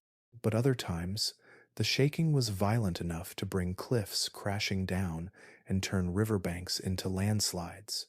For people who lived with no permanent shelters, the ground's unpredictability was a danger they could not escape. A camp pitched too close to an unstable slope could be buried in moments. A favorite waterhole might be drained overnight when the land shifted beneath it. The Rift Valley was more than just a crack in the earth. It was a place where continents themselves were slowly tearing apart. Over thousands of years, this geological pulling and stretching created jagged escarpments, deep lakes, and fault lines that could rupture at any moment. Earthquakes here were not rare events. They were part of the rhythm of life. Those who survived learned to pay attention to signs. The land was restless, strange sounds from the ground, sudden changes in water flow, even the uneasy behavior of animals. But earthquakes were not the only danger tied to the shifting earth. The same forces that split the land also fed fire from below. Across prehistoric Africa and beyond, volcanoes rose like sleeping giants, their slopes lush with plant life thanks to fertile volcanic soil. These mountains could sit quietly for generations, giving people a sense of safety, and then, in a single day, the sky could darken and the air could fill with choking ash. The ground would groan, fissures would split open, and rivers of molten rock would pour down their sides, burning everything in their path. The most terrifying volcanic events were not always the ones you could see from nearby. Sometimes the real danger spread across the world. Scientists studying ancient layers of ash and ice have found evidence of a massive eruption about 74,000 years ago, what we now call the Toba catastrophe. The volcano, in what is now Indonesia, exploded with such force that it sent ash and sulfur high into the atmosphere, where they wrapped around the planet like a dusty veil. For months, sunlight was dimmed. Temperatures fell sharply. Plants withered, animals starved, and people struggled to find enough to eat. This volcanic winter may have lasted years, creating one of the tightest genetic bottlenecks in our species' history. Some scientists believe that only a few thousand humans may have survived that period, scattered in isolated pockets where food and water could still be found. Volcanoes shaped more than just the climate, they shaped the routes our ancestors could take. A massive eruption could block a migration path with walls of cooled lava or bury fertile valleys under layers of sterile ash. In some cases, those same ash layers could later preserve bones, footprints, and artifacts, leaving behind a snapshot of life before disaster struck. In other places, earthquakes and eruptions transformed the land more subtly, altering river courses or creating new lakes that forced people to change where they hunted, gathered, and camped. For those who lived through these events, survival was often a matter of speed and foresight. When the ground shook or the air filled with ash, people had to move quickly to higher ground, away from river valleys where Lahar's deadly mudflows of ash and water could rush down without warning. Campsites near volcanoes or along unstable cliffs were abandoned for safer spots on open plains or elevated ridges. In some communities, stories were likely passed down warning of mountains that could spit fire or of times when the sun went cold. These warnings may have been the reason some groups kept a cautious distance from certain landscapes, even when they looked fertile and inviting. The threat of long-term volcanic winters also taught people to prepare in ways that were rare for nomadic hunters and gatherers. When the air grew dim and plants began to fail, those who had set aside dried meat, nuts, or roots stood a better chance. Portable food storage methods like hiding supplies in sealed pits or carrying them in woven baskets meant a family could endure lean seasons without immediately starving. And when the land was blanketed in ash so thick that no plants could grow, those stored supplies might have been the only thing between life and death. Yet, even with these dangers, humans did not turn away from volcanic landscapes forever. The soil left behind after an eruption was rich with minerals, drawing plants and animals back in abundance. This meant that after years or decades, people often returned to the slopes of the same volcanoes that had once threatened their lives, trading short-term risk for long-term survival. But while some dangers gave warning signs rumbling ground, rising smoke others struck with no signal at all. In some parts of the world, a single step in the wrong place could bring a person face to face with a threat that did not roar like a predator or rumble like the earth, but killed just as swiftly. The danger was not always in the open, roaring from the shadows or charging across the plains. Sometimes it grew quietly in the soil, dressed in colors so bright they almost seemed like an invitation. A berry shining under the sun, a mushroom rising like a tiny umbrella after the rain, a flower with petals so vivid they seemed painted by fire, all could be as deadly as a predator's teeth. For our ancestors, who had no written guides, no books of plants, and no laboratories to test their food, the landscape itself was a puzzle of life and death.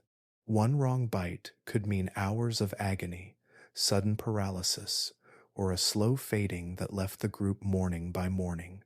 Venom could also come with movement. The grass might shift to reveal the silent coil of a snake, its scales blending so well with the dust that even the sharpest eyes might miss it until it struck. In some regions, spiders built nests inside hollowed trees or under stones, ready to defend themselves with venom that burned or swelled the flesh. Scorpions, centipedes, and poisonous frogs all posed dangers to anyone unlucky enough to brush against them. And in waters that seemed calm and clear, creatures like jellyfish could drift unseen until their tentacles brushed bare skin, delivering pain sharp enough to drop the strongest hunter to his knees. Learning what was safe to eat, or even safe to touch, was never something that came quickly. Much of it was learned through trial and error often meant loss. A curious child might taste a bright red berry only to fall sick hours later. A hunter might try cooking a new kind of tuber, believing fire would strip away whatever made it bitter, only to find the bitterness was not the danger. Every such mistake was a wound to the group, but it also became a lesson, etched deep into memory. Those who survived the experience could warn others, and those warnings, repeated enough, became traditions. Over time, some groups began to mark the dangerous plants and places. A crooked branch set beside a shrub might signal that its fruit was not to be eaten. Stones arranged in a circle around a patch of mushrooms could mean they were not safe to touch.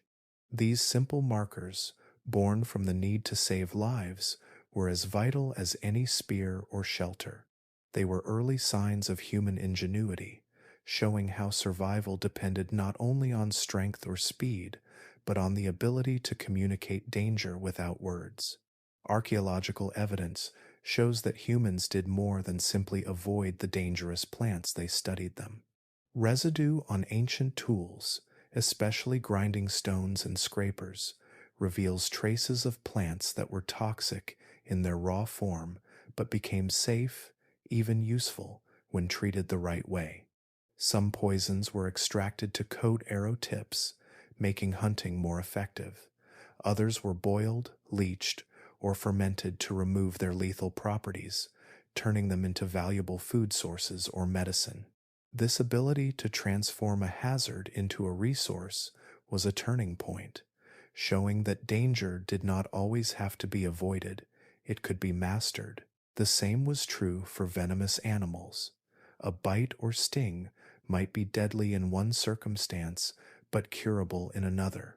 Some groups learned that the venom of certain snakes could be used in tiny amounts to toughen the body against a future bite. Others discovered that applying crushed leaves or clay to a sting could draw out poison, turning an injury that might have killed into one that only scarred. These were not easy discoveries. They came at the cost of risk, injury, and sometimes death. But each successful remedy was guarded knowledge, passed from elder to apprentice, from parent to child. The oral traditions that carried this knowledge were not dry lists of plants or animals. They were woven into stories, songs, and myths that made them unforgettable. A poisonous flower might be said to belong to a spirit who cursed those who touched it. A snake's bright markings could be explained as a warning painted by the gods. These stories ensured that even children, too young to understand the science of toxins, could remember the rules for staying safe. And because they were wrapped in the richness of storytelling, they were repeated around fires night after night, ensuring they would never be forgotten. In some landscapes, the risk shifted with the seasons. A plant that was harmless when young could become deadly as it matured. An animal that was docile in one season could become aggressive during mating or nesting. This meant knowledge had to be constantly updated, and survival depended on paying attention to the smallest changes: the taste of water after a storm, the smell of plants after a drought, the way insects gathered around certain flowers but avoided others. The most experienced foragers became living maps of this dangerous knowledge. They knew which roots to dig in the wet months, which nuts to crack in the dry months, which plants to avoid after a certain moon cycle. They could walk into a new valley and, within days, begin marking the safe and the unsafe, just as their ancestors had done. But even their skill could not protect the group from every threat, because in the wild, the greatest danger often lay in what you could not see. In the wild world our ancestors lived in, survival was never a solo act. A single person could be strong, clever, and skilled, but no one could hunt, gather, watch for predators, care for the young, and guard the fire all at once. Life demanded more than just individual effort, it demanded trust. Without it, no group could stand. With it, humans could achieve things that no lone hunter or gatherer ever could. The science behind this is simple but powerful. Cooperation multiplies survival odds. In small, scattered groups, each person brought something unique. Some were skilled hunters, swift and quiet, able to stalk prey for hours without tiring. Others had the patience to gather plants, nuts, and roots, knowing exactly where and when to find them. Some could track animals by reading the faintest prints in the soil, while others could remember the location of distant waterholes from seasons long past. By pooling these skills and sharing the rewards, the group could survive hardships that would have wiped out anyone alone. Sharing was not just about food, it was about trust. When a hunter returned with meat, they didn't keep it for themselves. They passed portions to others, knowing that when the roles reversed, the same kindness would return. This invisible contract was the foundation of human survival. It meant that a mother nursing an infant didn't have to hunt for weeks because others brought her food. It meant that an injured man could still eat while his leg healed. It meant that during a bad hunting season, the group could stretch what they had so that no one starved first. Archaeology offers proof that this was not just an idea, it was a way of life. Fossils of humans, thousands of years old, show healed injuries so severe the person could not have survived without help. Broken bones that would have left someone immobile for months had knitted back together. Teeth worn down to the gums hint that others must have prepared food soft enough for the elderly to eat. These are not marks left by luck or chance, they are signs that someone cared. They tell us that long before humans built cities or wrote laws, we already had an unspoken rule. No one was left behind if it could be helped.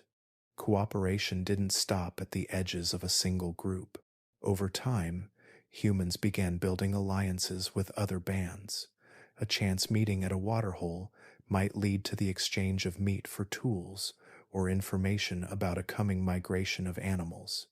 These interactions could mean the difference between life and death.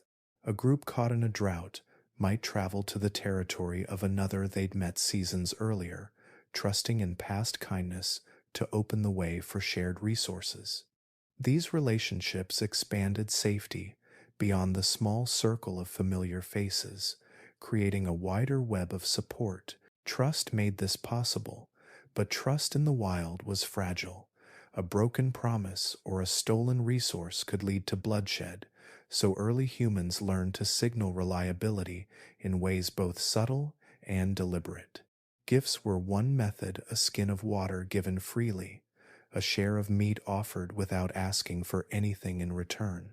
Rituals and ceremonies also helped, allowing strangers to show respect and pledge peaceful intentions before sharing a meal or making a trade.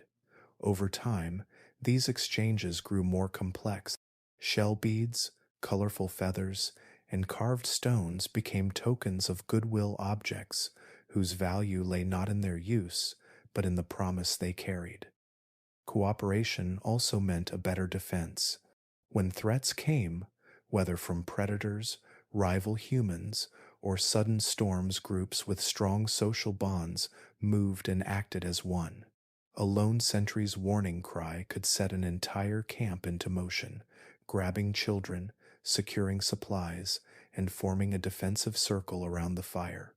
In coordinated hunts, trust meant knowing that the others would hold their position, drive the prey toward the waiting spears, and not abandon the plan when danger came close.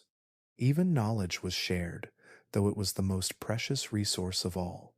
How to find water in a dry land, how to prepare a poisonous root so it could be eaten, which stars to follow to reach a fertile valley.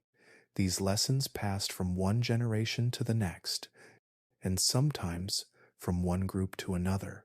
Every shared truth increased the odds that both giver and receiver would live to see another season. But cooperation was not always easy. Mistrust could creep in like a shadow, especially when resources ran low. That was when the strength of bonds was tested most. A group that had practiced sharing in times of abundance found it easier to keep doing so in hardship because generosity was already part of their way of life.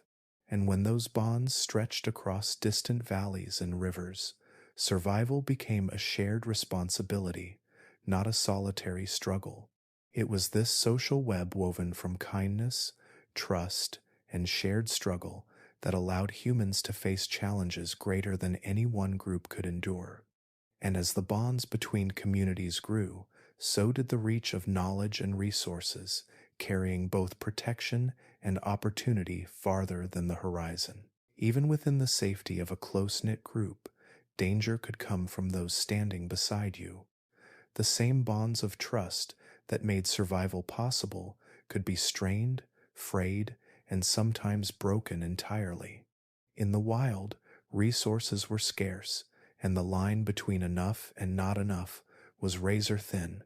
Food, mates, and status could ignite tensions that smoldered for weeks before flaring into open conflict. In the early human world, there was no such thing as complete equality. Some people were stronger, faster, or more skilled hunters. Others had sharper minds for strategy or deeper knowledge of the land. These differences could earn a person respect, but they could also provoke jealousy. Power, whether it came from physical strength, influence over decisions, or control of valuable resources, was a force that both united and divided. Those who held it often tried to keep it, and those without it sometimes tried to take it. When disagreements grew too heated, words could give way to violence. Archaeologists have uncovered ancient skeletons bearing the unmistakable marks of human weapons, stone spear points lodged between ribs, skulls fractured by heavy blows, cuts along bones that speak of close combat. These injuries were not the work of predators. They were inflicted by other humans. Some show signs of healing, proof that the victim survived the attack. Others tell a final story, with no chance of recovery. The roots of such aggression run deep in human psychology. Even in small groups, competition could arise over leadership, hunting rights, or romantic partnerships. Evolution shaped us with both cooperative instincts and the capacity for conflict. In some situations, asserting dominance increased survival odds, securing more food, better shelter, or stronger allies. But in a fragile group, unchecked aggression could threaten everyone's survival. This is why early humans had to find ways to keep disputes from destroying the very communities they depended on. Over time, they developed methods of mediation rituals, traditions, and roles designed to settle tensions before they turned deadly. Leaders were not always chosen for their strength. Often, the most valued trait in a leader was the ability to keep peace. These leaders might not command in the way modern rulers do, but their voices carried weight in decisions, and their presence in a dispute could mean the difference between a heated argument and a fatal fight.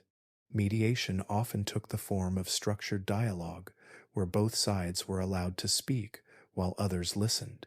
In some cultures, these early forms of negotiation were marked by symbolic actions, sharing food, exchanging gifts, or engaging in physical challenges that stopped short of real harm. The goal was not always to decide who was right, but to restore balance so the group could function again. Some disputes were resolved through role-based leadership. Certain individuals held specialized positions in the group: hunters, toolmakers, healers, scouts, and their authority in their area of skill was respected. This distribution of influence helped prevent any single person from holding too much power. It also created a natural system of checks and balances, where leadership was shared rather than concentrated. Still, the threat of violence could never be fully removed. In tense moments, the same weapons made for hunting could be turned against a fellow human. The marks left behind on bones are reminders that these dangers were real and ever present. They tell us that human history is not only a story of cooperation, but also of conflict, and that survival required more than just fending off predators. It meant protecting each other from ourselves. The strategies developed to manage internal tensions became part of the social fabric. Peace rituals might involve the entire group, reinforcing unity after a dispute. Shared hunts, communal meals, or storytelling around the fire served not just as daily life, but as constant reinforcement of the group's bond. Every act of shared trust made it harder for anger to turn into violence, and every resolved conflict without bloodshed was a victory for the whole tribe. These methods of keeping peace were not perfect, and they could fail, but each failure was a lesson. Over generations, humans learned that without some form of order, the tribe would fracture, and in the wild, a fractured tribe rarely survived. The need to manage conflict without destroying the group shaped not only our social systems, but also the way we think, remember, and pass down traditions. And just as humans learned to mediate disputes within their own group, they would also have to learn to navigate the challenges of interacting with outsiders, people whose customs, resources, and temperaments might be very different from their own. That kind of careful observation and strategy would become just as essential to survival as hunting and foraging. Tracking in the ancient world was an art form one learned not from books, but from long days of moving silently through grasslands, forests, and river valleys. To hunt without tools like binoculars, maps, or GPS meant becoming fully tuned to the language of the land. Every bent blade of grass, every half-pressed footprint in the mud, every faint rustle in the distance was a clue. A skilled tracker could tell not only which way an animal had gone, but how long ago it had passed. Fresh prints were sharp at the edges, still holding the crisp outline of hoof, paw, or claw. Older tracks softened with wind and weather, their shapes blurring into the soil. Damp soil revealed more detail than dry ground, but in sandy or hard terrain, a hunter might rely on broken twigs, scraped bark, or faint trails through undergrowth. The ground was not the only page of this living story. Animal scat dung could tell a tracker more than just direction. Its texture, color, and even smell revealed what the animal had been eating, how healthy it was, and how recently it had been there. A steaming pile on a cold morning was as good as a signpost saying, "The prey is close." Even the buzzing of flies or the tracks of insects could hint at freshness, but tracking was not just about sight. Early humans had to hone all their senses. Smell played a quiet but powerful role in hunting. Even without the scent-detecting ability of wolves or big cats, a human nose could pick up certain strong odors, a herd of antelope in the wind, the musky warning scent of a startled boar, or the faint decay from a recent predator kill. Hunters learned to read these scents like invisible threads in the air, guiding them toward food or warning them to stay away. Vision, too, became a sharpened skill. Human eyes might not see as well in darkness as a lion's, but during daylight, they could spot subtle movements from far away. A flicker in the grass, the twitch of an ear, or the sudden silence of birds could all signal an animal nearby. Hunters trained themselves to scan not just directly ahead, but in wide arcs, catching the smallest change in the environment. This deep connection with the environment carried its own dangers. The hunter was never truly alone on the trail. Somewhere in the same landscape, other predators might be hunting as well.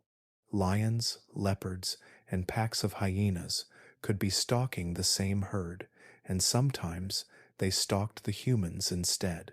Following the fresh tracks of prey could lead straight into the path of a predator. In some cases, it wasn't just the big animals to fear. Other human groups also hunted these same lands. To be too focused on tracking without watching your surroundings could mean walking into an ambush where the tracker became the tracked. This made awareness a constant requirement, eyes on the ground, yes, but also ears open to the wind and the rhythm of the land. Wind itself could be friend or enemy. Animals relied heavily on smell to detect danger, and one whiff of human scent could send prey scattering. Hunters learned to approach from downwind, letting the breeze carry their scent away from the target. This often meant taking longer, more winding paths rather than walking directly toward the animal. The skill was as much about patience as it was about reading signs. When prey was near, movement slowed. Hunters crouched low, placing each foot carefully to avoid snapping twigs or crunching dry leaves. They matched their breathing to the sway of grass, pausing when the wind dropped, moving only when the sound of rustling plants masked their steps. If an animal's ears flicked toward them, they froze, becoming another shadow among the trees or another shape in the tall grass. Over time, these skills became so deeply ingrained that a good tracker could read a landscape like others read a story. A trampled patch of earth might show where a herd slept. A spray of disturbed sand might hint at a sudden flight. Even the smallest clues, like a single hair caught on a thorn bush, could lead a determined hunter to their goal. But these lessons of patience and precision in hunting would also carry over into another challenge: navigating the world beyond the hunt, where curiosity and exploration could lead into landscapes even more unpredictable than the trails of prey. Curiosity was one of humanity's greatest gifts and one of its most dangerous. It pulled our ancestors toward the unknown, toward the places beyond the familiar paths. The urge to see what lay over the next ridge or inside the shadowed mouth of a cave was a double-edged blade. Sometimes it led to new sources of water, shelter, or food. Other times it lured people straight into danger. The land was full of invisible boundaries, not marked on any map, but known by instinct and memory. Step too far into the wrong valley, and you might enter the hunting grounds of lions or the stalking territory of leopards. Predators were not always seen before they struck. In the tall grass, they could be only a few steps away, their bodies pressed low, eyes locked, waiting for the right moment. Even the rustle of leaves or the soft cough of a big cat could come too late. The danger wasn't just in open plains. Dense forests concealed their own threats. A flash of movement in the branches could mean a venomous snake above, waiting unnoticed until it was too close to avoid. Some of the greatest perils came when humans explored places that felt safe at first glance: caves, ravines, rocky cliffs. The darkness of a cave promised shelter from the wind and sun, but it also hid sharp drops, deep pits, and sudden turns where a torch could sputter out, leaving only the suffocating black. In those shadows, unseen pools could swallow a step, and narrow ledges could crumble away without warning. Sometimes, predators also used caves for dens, and the first sign might be the low growl from somewhere in the dark ahead. Cliffs carried their own quiet hazards. Loose rock gave way underfoot, sending stones tumbling into empty air. One wrong step, and a hunter could disappear down a sheer drop. Even the most sure-footed could slip when the wind gusted suddenly or when hands were slick with sweat from climbing. Crossing high ridges meant moving along paths where the ground sloped toward a fall with no second chance. The danger wasn't only physical, In the mind of early humans, curiosity was tangled with the thrill of discovery. Modern science calls this risk-taking behavior a trait that can be both a survival advantage and a liability. Those who dared to explore sometimes found new hunting grounds or safe shelters that others had overlooked. But the same drive could push someone past the point of safety into places where they were more likely to be injured, trapped, or killed. The balance between exploration and caution was a fine one, and it wasn't always kept. Groups learned to manage this risk by turning curiosity into a shared task. Scouts were chosen for their sharp eyes, quiet movement, and ability to sense danger. They would move ahead of the group, slipping between trees or over ridges, looking for signs of trouble before the others followed. Their return wasn't announced. With shouts, loud noise could draw predators or alert rival groups. Instead, they used bird calls, soft whistles, or subtle hand signs, signals that could pass from person to person without giving away their position. These silent communications became as important as weapons or tools. A quick flick of the fingers could mean stop. A hand held low might mean danger ahead. A soft trill like a night bird could signal that it was safe to move. Even children learned these codes early, for in a world without walls or fences, danger could appear at any moment. Moving through unfamiliar land was almost like walking in a dream, where every sound and shadow could mean something different. A cracked branch could signal prey or predator. The sudden absence of bird calls could mean a big cat was near. The glint of water could lead to a life-saving drink or a crocodile waiting in silence. Curiosity demanded attention, but survival demanded discipline. And yet, despite the dangers, humans kept exploring.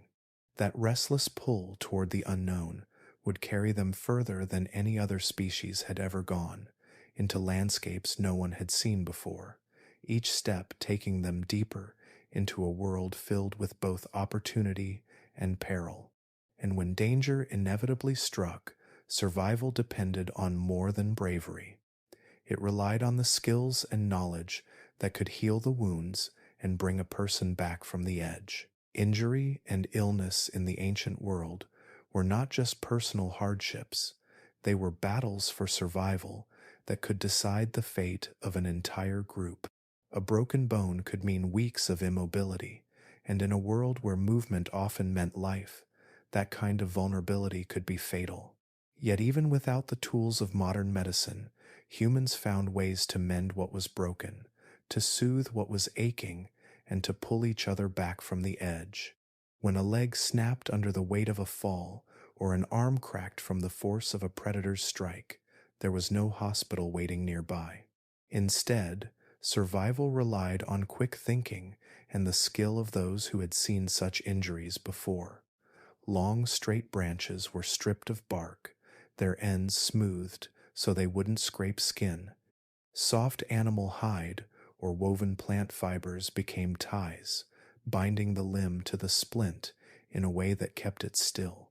Sometimes clay or mud was packed around the injury to add support, hardening in the sun like a primitive cast. The work was done with patience. Every movement had to be slow, for sudden jolts could tear muscle or shift bone in ways that might never heal properly. Pain was inevitable, but it was endured because the alternative, bones knitting crookedly or not at all, could leave a person unable to run, climb, or hunt again. And in those days, a permanent injury could be the same as a death sentence. While broken bones were visible wounds, sickness was a more mysterious enemy.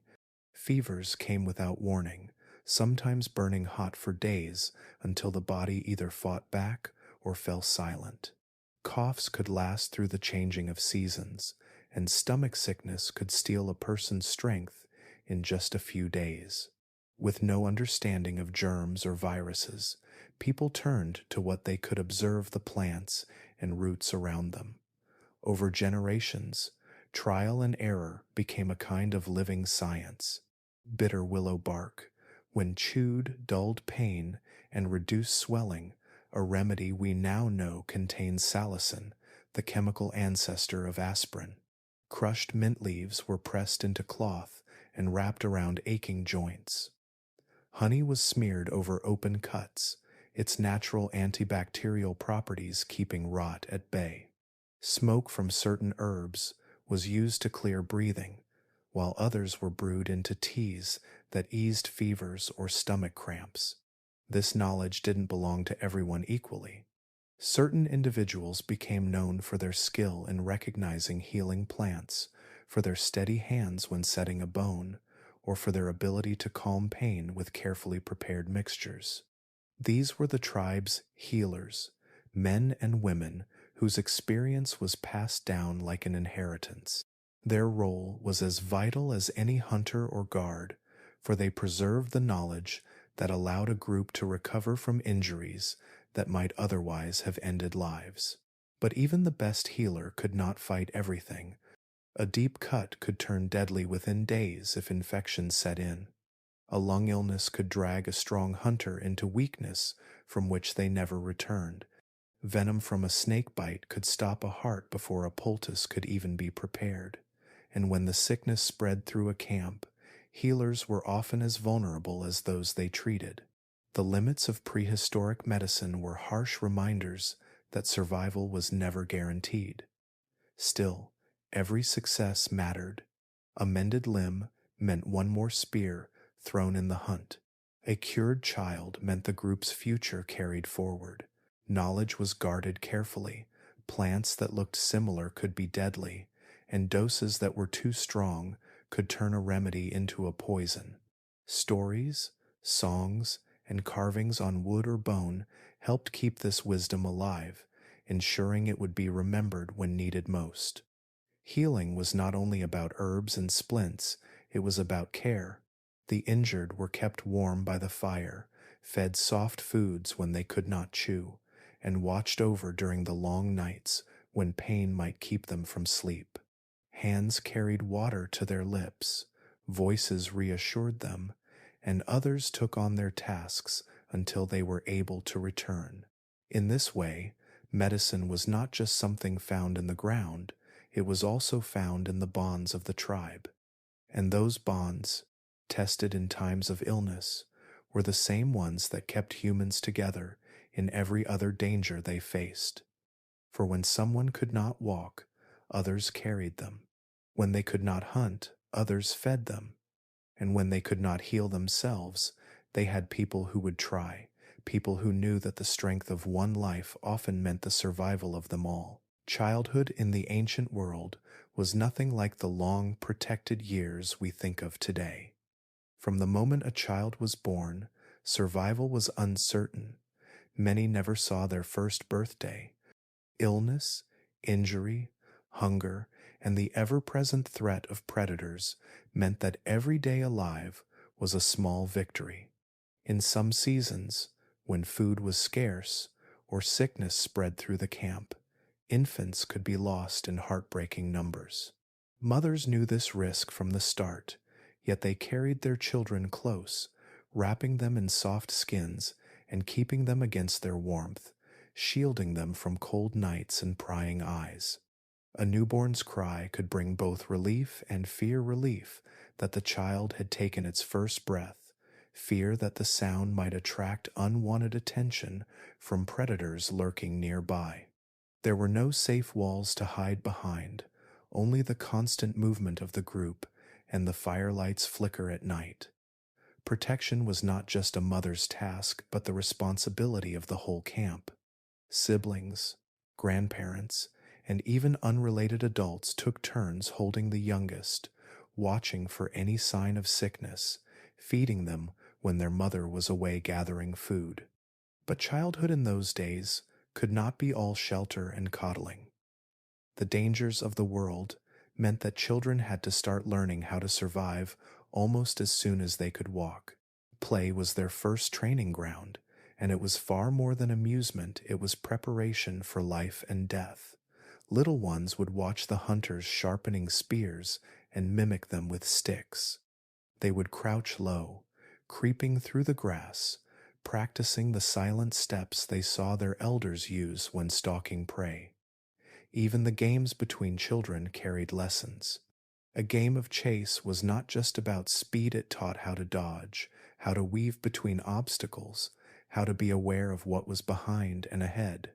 Mock battles with soft branches showed them how to block blows, how to strike without hesitation, how to keep balance if pushed.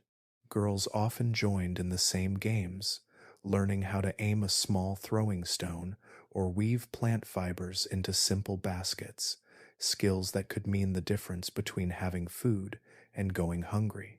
The smallest tools were often made for them, tiny versions of real spears, small baskets that could carry only a few berries, and dull-edged knives carved from bone or wood. Archaeologists have found such objects in ancient sites, clear evidence that children were not simply observers of survival, they were participants from the start. These miniature tools weren't toys in the modern sense. They were the first step toward mastering the skills they would need as adults. Children also learned by shadowing their elders. They followed mothers and grandmothers to the foraging grounds, memorizing which plants were safe, which roots were worth digging, and which leaves could kill. They learned how to watch the sky for changes in the weather, how to read the ground for tracks, and how to listen for the subtle sounds of danger, a twig snapping in the wrong place, the hush of birds going silent. The risks they faced were real. A child who wandered too far could stumble into predator territory or slip from a cliff's edge. Streams that seemed shallow could sweep away a small body in moments. That was why children were rarely left entirely alone. Older siblings often acted as protectors, carrying the youngest on their hips or backs, keeping them within the group's safe circle. Despite the constant threats, there was joy in their days too. Laughter echoed through the camp as children ran barefoot over the earth, as they tumbled in the grass or splashed in shallow streams under the watchful eyes of adults. Bonds formed early in these games, bonds that would later translate into trust during the hunts, migrations, and dangers that came with adulthood. When a child was ready for their first real test, a small hunting trip with the adults, or a long day of foraging, they went not as helpless followers, but as trained members of the group. Every playful throw of a stick, every pretend hunt, every shared meal around the fire had been part of their preparation. And though many would still not survive the harshest seasons, those who did would carry forward the skills learned in those earliest years, ready to protect the next generation in turn. And so, childhood in this dangerous world was never wasted time. It was an apprenticeship in survival, disguised in the form of play, watched over by a community that understood their future depended on it. The laughter of children was not just a sign of innocence, it was a sound that carried the promise of life continuing, even in the most unforgiving of landscapes. Around the fire, when the night had settled in, and the world beyond the glow was nothing but darkness, the voices began. They weren't idle chatter or passing conversation. They were the lifeline that tied one generation to the next. Storytelling was more than entertainment.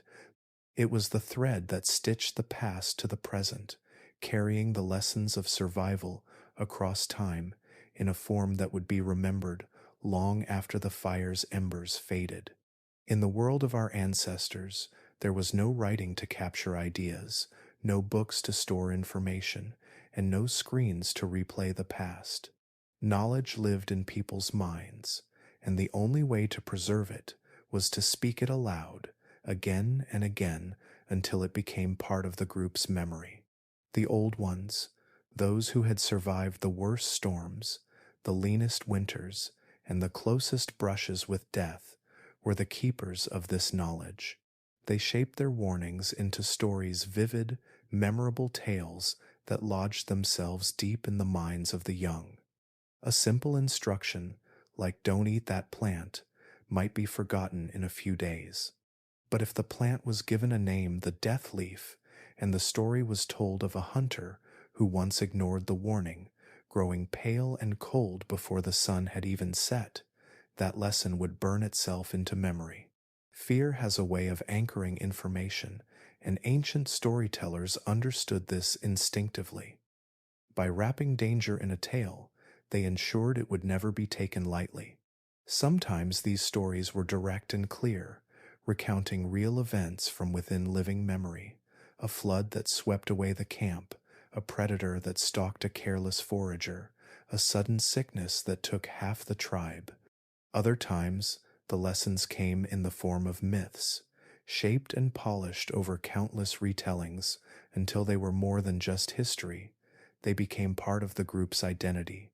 A mountain might be home to an invisible spirit that punished trespassers, a river might be guarded by a great serpent, and the stars might mark the path of ancestors who had crossed the land before. Behind the magic and the mystery, the message was simple: there are places you must avoid, seasons you must respect, and behaviors that could cost you your life. Neuroscience today tells us that stories are powerful because they engage more than one part of the brain. When we hear facts, our language centers process the words. But when we hear a story, our sensory areas light up too. If a story describes the bitter taste of a poisonous berry, the brain reacts as if it's actually tasting bitterness. If it speaks of the scream of a leopard in the night, the brain hears it. This multi-layered processing makes the memory stronger, more likely to be recalled when it matters most, like when a young hunter is standing in the forest, recognizing the same berry or hearing the same haunting cry. In this way, storytelling was a survival tool as important as any spear or fire. It prepared people for dangers they might never have personally faced. A child could know the warning signs of an incoming storm without ever having seen one before, simply because they had heard the story of the night of the falling sky so many times that the image was burned into their thoughts. A forager could avoid a patch of mushrooms because the tale of the sleep that never ends had been told since before they were born. The role of the storyteller was sacred. It wasn't just about passing time after the day's work. It was about keeping the group alive. A mistake in a story could mean a mistake in the real world. The wrong details, a forgotten warning, or a changed description could cost lives. That's why oral traditions were told with such precision. Younger listeners were expected to remember the stories exactly as they heard them, ready to pass them on when their time came. The best storytellers knew how to weave emotion into their words. They could make their audience feel the cold of a long winter night, the pounding of feet during a desperate escape, the joy of a successful hunt. This emotional weight was not decoration, it was the glue that made the memory stick. Fear, pride, loss, and triumph became the markers in the mind that said, "This is important. You must not forget." Around those fires, history and survival were braided together. It didn't matter if the events took place 10 seasons ago or 100, they were as real to the listeners as the wind they felt on their skin. And when the story ended and the firelight flickered on the faces of the young, they carried those words with them into the dark beyond the camp. Because in a world where forgetting could mean death, remembering was everything. There were moments in our deep past when the human story could have ended. Times when the earth itself seemed determined to erase us, when the line between survival and extinction was no thicker than the skin of an eggshell. These were not slow declines stretched over centuries, but sudden, brutal shifts in climate that tested every instinct, every scrap of knowledge, and every alliance we had ever forged. Some of these events came without warning, violent snaps in the planet's weather systems that turned fertile lands into dust bowls or drenched open plains in unending rains. Others built slowly but relentlessly, tightening like a noose. Temperatures plunged during abrupt ice advances, and the world's patterns of wind and water shifted. Prey animals vanished from their usual ranges, replaced by silence. Rivers froze earlier and thawed later.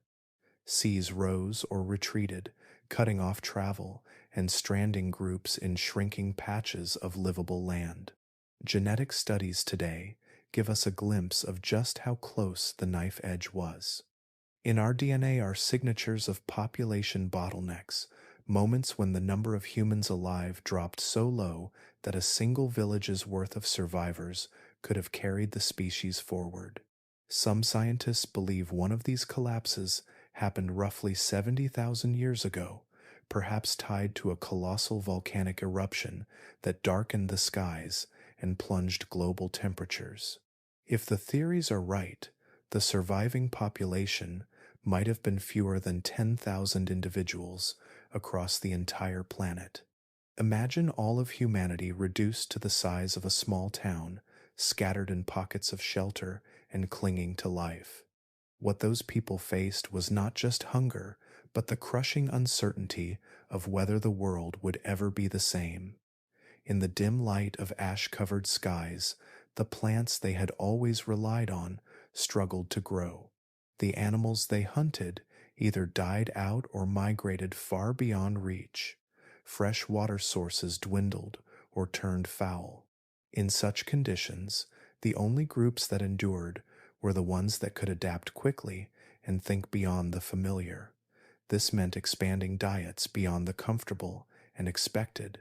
Where once a band might have relied heavily on the meat of large game, now they learned to survive on whatever could be found roots that had to be pounded and leached to remove toxins, insects gathered from under rotting logs, shellfish pried from rocky shores at low tide.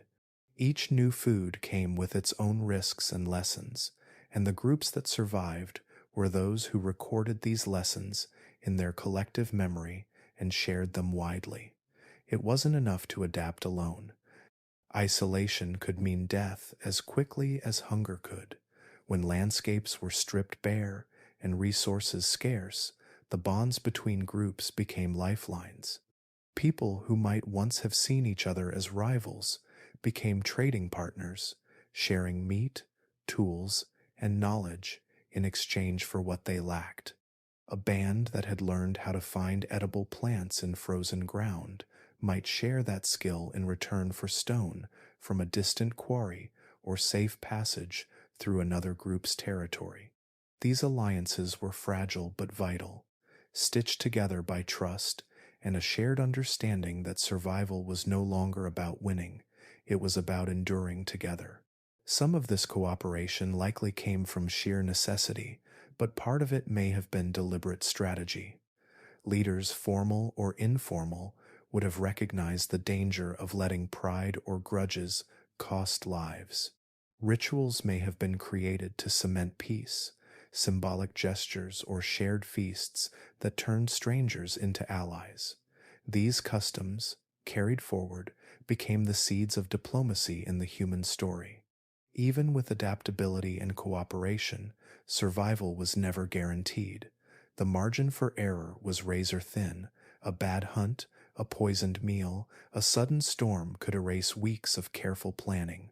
Entire family lines disappeared in those years, their stories ending without anyone left to tell them. Yet somehow, enough of us made it through.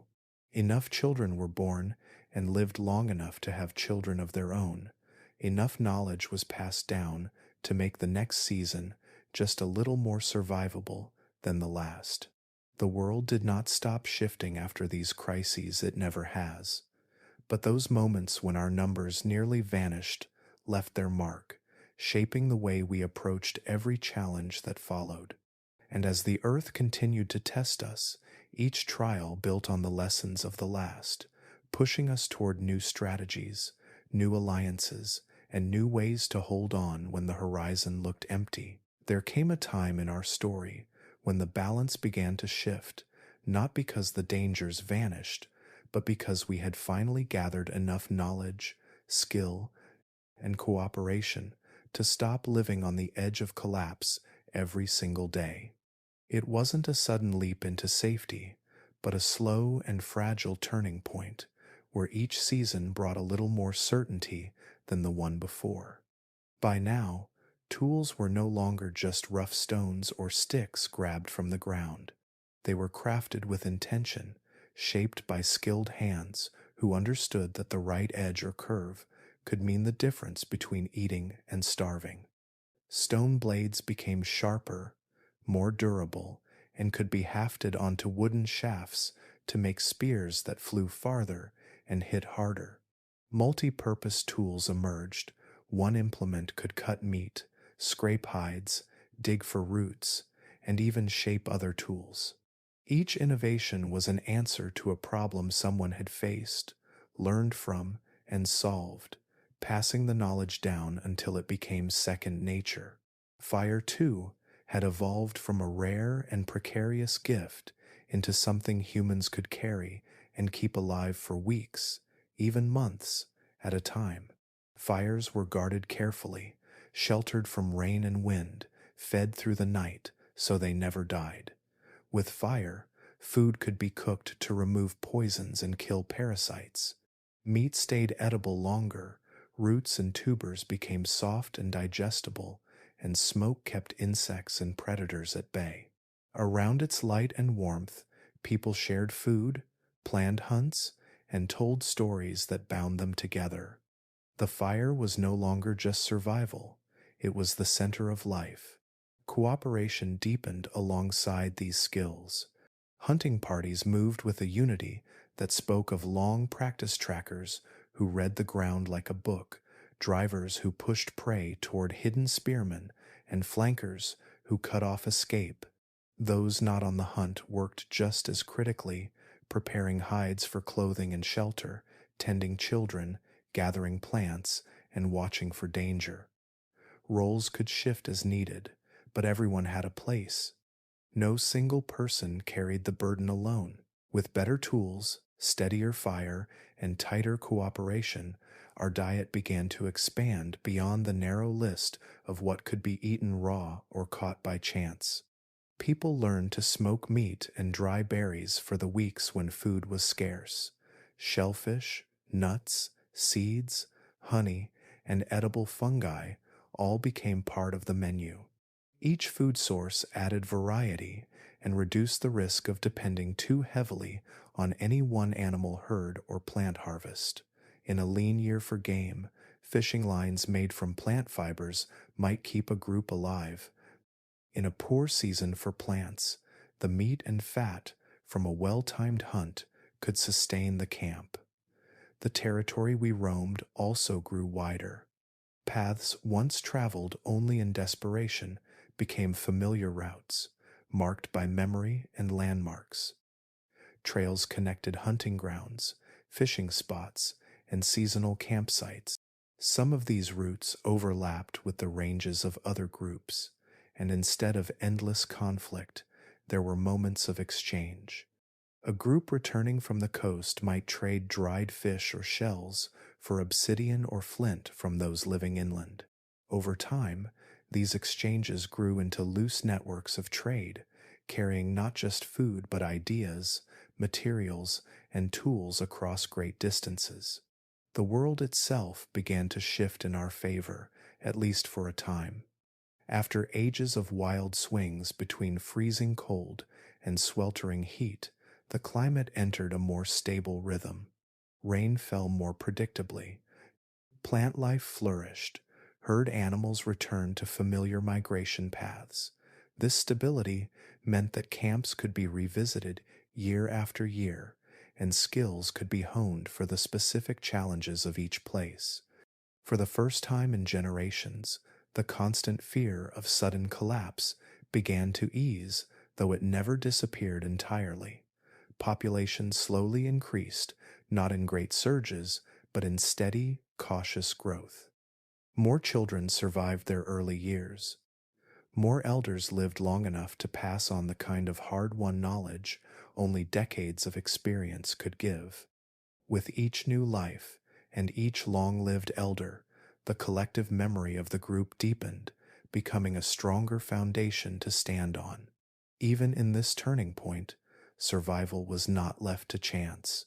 People continued to innovate, to adapt, to prepare for the unknown. Tools became lighter to carry over long distances. Spears could be thrown farther and with greater accuracy using devices like the atlatl.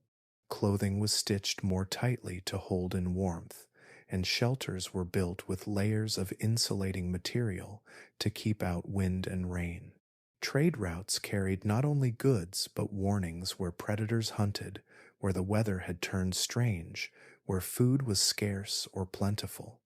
This was not the end of danger, but it was the beginning of something new, a time when humans no longer lived entirely at the mercy of their environment, when skill, cooperation, and foresight began to tip the odds ever so slightly in our favor.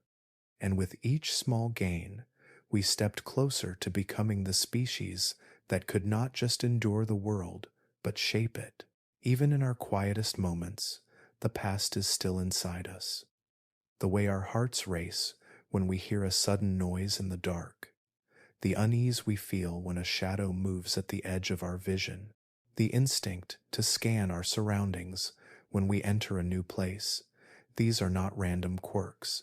They are echoes of a time when every sound, every flicker of light, every shift in the wind could mean life or death. Our ancestors lived in a world where danger could appear without warning. A rustle in the tall grass might have been a predator. The smell of smoke on the wind could signal a wildfire racing toward camp. A still and silent forest might mean a large animal was stalking nearby.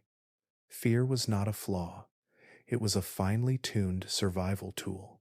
It sharpened senses, pushed muscles into action, and made the difference between living to see another sunrise or becoming part of the food chain. Today, we may walk city streets instead of forest paths, but that deep, ancient programming is still there, humming quietly beneath our modern lives. The proof isn't just in our behavior, it's written into our DNA.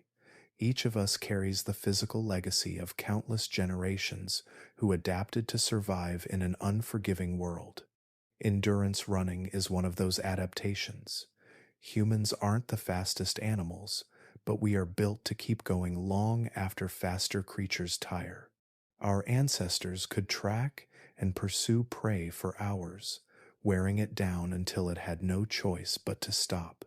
That same stamina once meant the difference between a full belly and an empty one, between feeding children and watching them starve. Our ability to cool ourselves through sweating is another gift from the past. Most animals overheat quickly in extreme heat, but our bodies release heat through millions of sweat glands spread across our skin. This gave early humans the edge in long hunts under the sun, letting them outlast even the strongest prey. It also helped them survive in scorching, open landscapes where shade was rare and water was precious. The story of our survival is also the story of our immune systems. Every epidemic and every disease outbreak in human history was a test one that not everyone survived. The ones who did carried genetic traits that gave them an advantage, passing them down to future generations. Today, we still benefit from those ancient defenses. Genes that once helped our ancestors resist deadly infections now circulate in us, part of the reason we can face new pathogens with at least some built-in resilience. Even our diets bear the mark of the past. The ability to digest lactose, the sugar in milk, into adulthood, for example, was not something all humans once had. It emerged in certain populations when drinking animal milk became a reliable food source during hard times. Those who could digest it had a better chance of survival, and the trait spread. This was not just about food, but about endurance through scarcity. But perhaps the most fascinating relic of our past is our stress response. The surge of adrenaline, the quickened heartbeat, the shallow breath, all of it was once a perfectly calibrated system designed for survival. When a predator appeared, it gave our ancestors the burst of speed or strength they needed to fight or flee. The system worked because it was meant for short, intense bursts of danger followed by recovery. Today, the threats we face are rarely physical in the same way. Deadlines, bills, traffic, and constant notifications still trigger that ancient machinery, but instead of running from a lion, we sit at a desk while our bodies prepare for a chase that never comes. These instincts and abilities may feel out of place in our modern world, but they are still useful. The endurance that once carried hunters across the savannah now drives athletes, explorers, and workers in extreme conditions. The cooling system that kept us alive in the sun allows us to perform in heat that would defeat other species. The immune defenses built over millennia still protect us in an age of global travel, where a new illness can circle the planet in days. Every breath we take, every step we run, every reflex we can't explain is a living thread tied to the struggles of those who came before us. They ran when they had to, fought when they must, adapted to fire and frost, to hunger and plenty, to danger and opportunity. And in the quiet rhythm of our pulse, in the sweat on our skin, in the unshakable pull to survive, we still carry them with us. When you think about it, every person alive today is proof of an unbroken chain of survival. Somewhere in the distant past, one of your ancestors stood in the heat of the savannah or the chill of the ice age, faced a danger that could have ended their story forever, and made it through. They were not guaranteed survival, far from it. The odds were often against them, but they adapted, they endured, and they passed on both their genes and their hard-earned knowledge. You are here because generation after generation managed to solve the impossible puzzle of staying alive in a world that tried, again and again, to erase them. It's easy to forget how fragile that survival really was. We tend to picture human history as a steady climb, as if progress was inevitable, but that's not the truth our ancestors lived. Their lives were a series of narrow escapes from predators, from famine, from disease, from the cold that could freeze flesh solid, and from the heat that could drain life in hours. Every skill they developed was a tool carved out of necessity. Endurance running was not for sport, fire making was not for comfort, cooperation was not a moral choice, it was a survival requirement. Science tells us that survival wasn't random luck. It was engineered by the environment and by human ingenuity working together. The shape of our bodies, the way our brains process fear, even the foods our stomachs can handle, all of it is the result of selective pressure over tens of thousands of years. Those who didn't adapt in time left no trace in our DNA. Those who did became the architects of the very traits we still carry. It wasn't only physical adaptation that kept us alive, it was the way we learned to think ahead, to see patterns in the seasons, to store food before the lean times, to teach children which plants would heal and which would kill. It was the way stories were told beside fire's warnings, woven into myths, so that the next generation wouldn't need to make the same fatal mistakes. It was the way we built trust between families, between bands, between strangers, until survival became a shared effort instead of a lonely fight. When you step back and look at that journey, it's almost overwhelming to realize that we are not just living in the present. We are carrying the weight and the wisdom of every ancestor who came before us. The way you flinch when you hear glass break in another room, the way your body knows to shiver in the cold before your mind even registers the drop in temperature, the way a certain smell can pull you back to a memory so vividly it feels like time travel. These are all survival echoes, the living memory of a species that has fought tooth and nail to remain here. And yet, the challenges of today are not the same as the ones that shaped us. Our ancient instincts were honed in a world of predators and scarcity, but now they operate in a reality of technology, cities, and global connections. Some dangers we've tamed, others we've created ourselves. If our ancestors could see us now, they might marvel at our tools, our medicine, our ability to cross oceans in hours instead of years. But they might also recognize the same underlying truth: survival is never guaranteed. That is why I want to leave you with a question, one that only you can answer for yourself. We have spoken about the most dangerous times in the past, moments when humanity's existence hung by a thread. But what about now? What about the future? Do you think today might be one of those dangerous times? Could the threats we face, climate change, pandemics, nuclear weapons, artificial intelligence, ecosystem collapse be as severe as the Ice Age cold or the famine of a failed hunting season? Or do you believe we've built enough knowledge, enough cooperation, and enough resilience to weather whatever comes next? I'd like you to share your thoughts in the comments. What do you think is the single greatest danger facing humanity today? And more importantly, what adaptations, physical, mental, or social, will we need to survive it?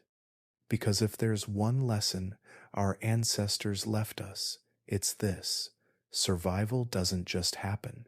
It's built, it's shared, it's earned, and the work of staying alive is never finished.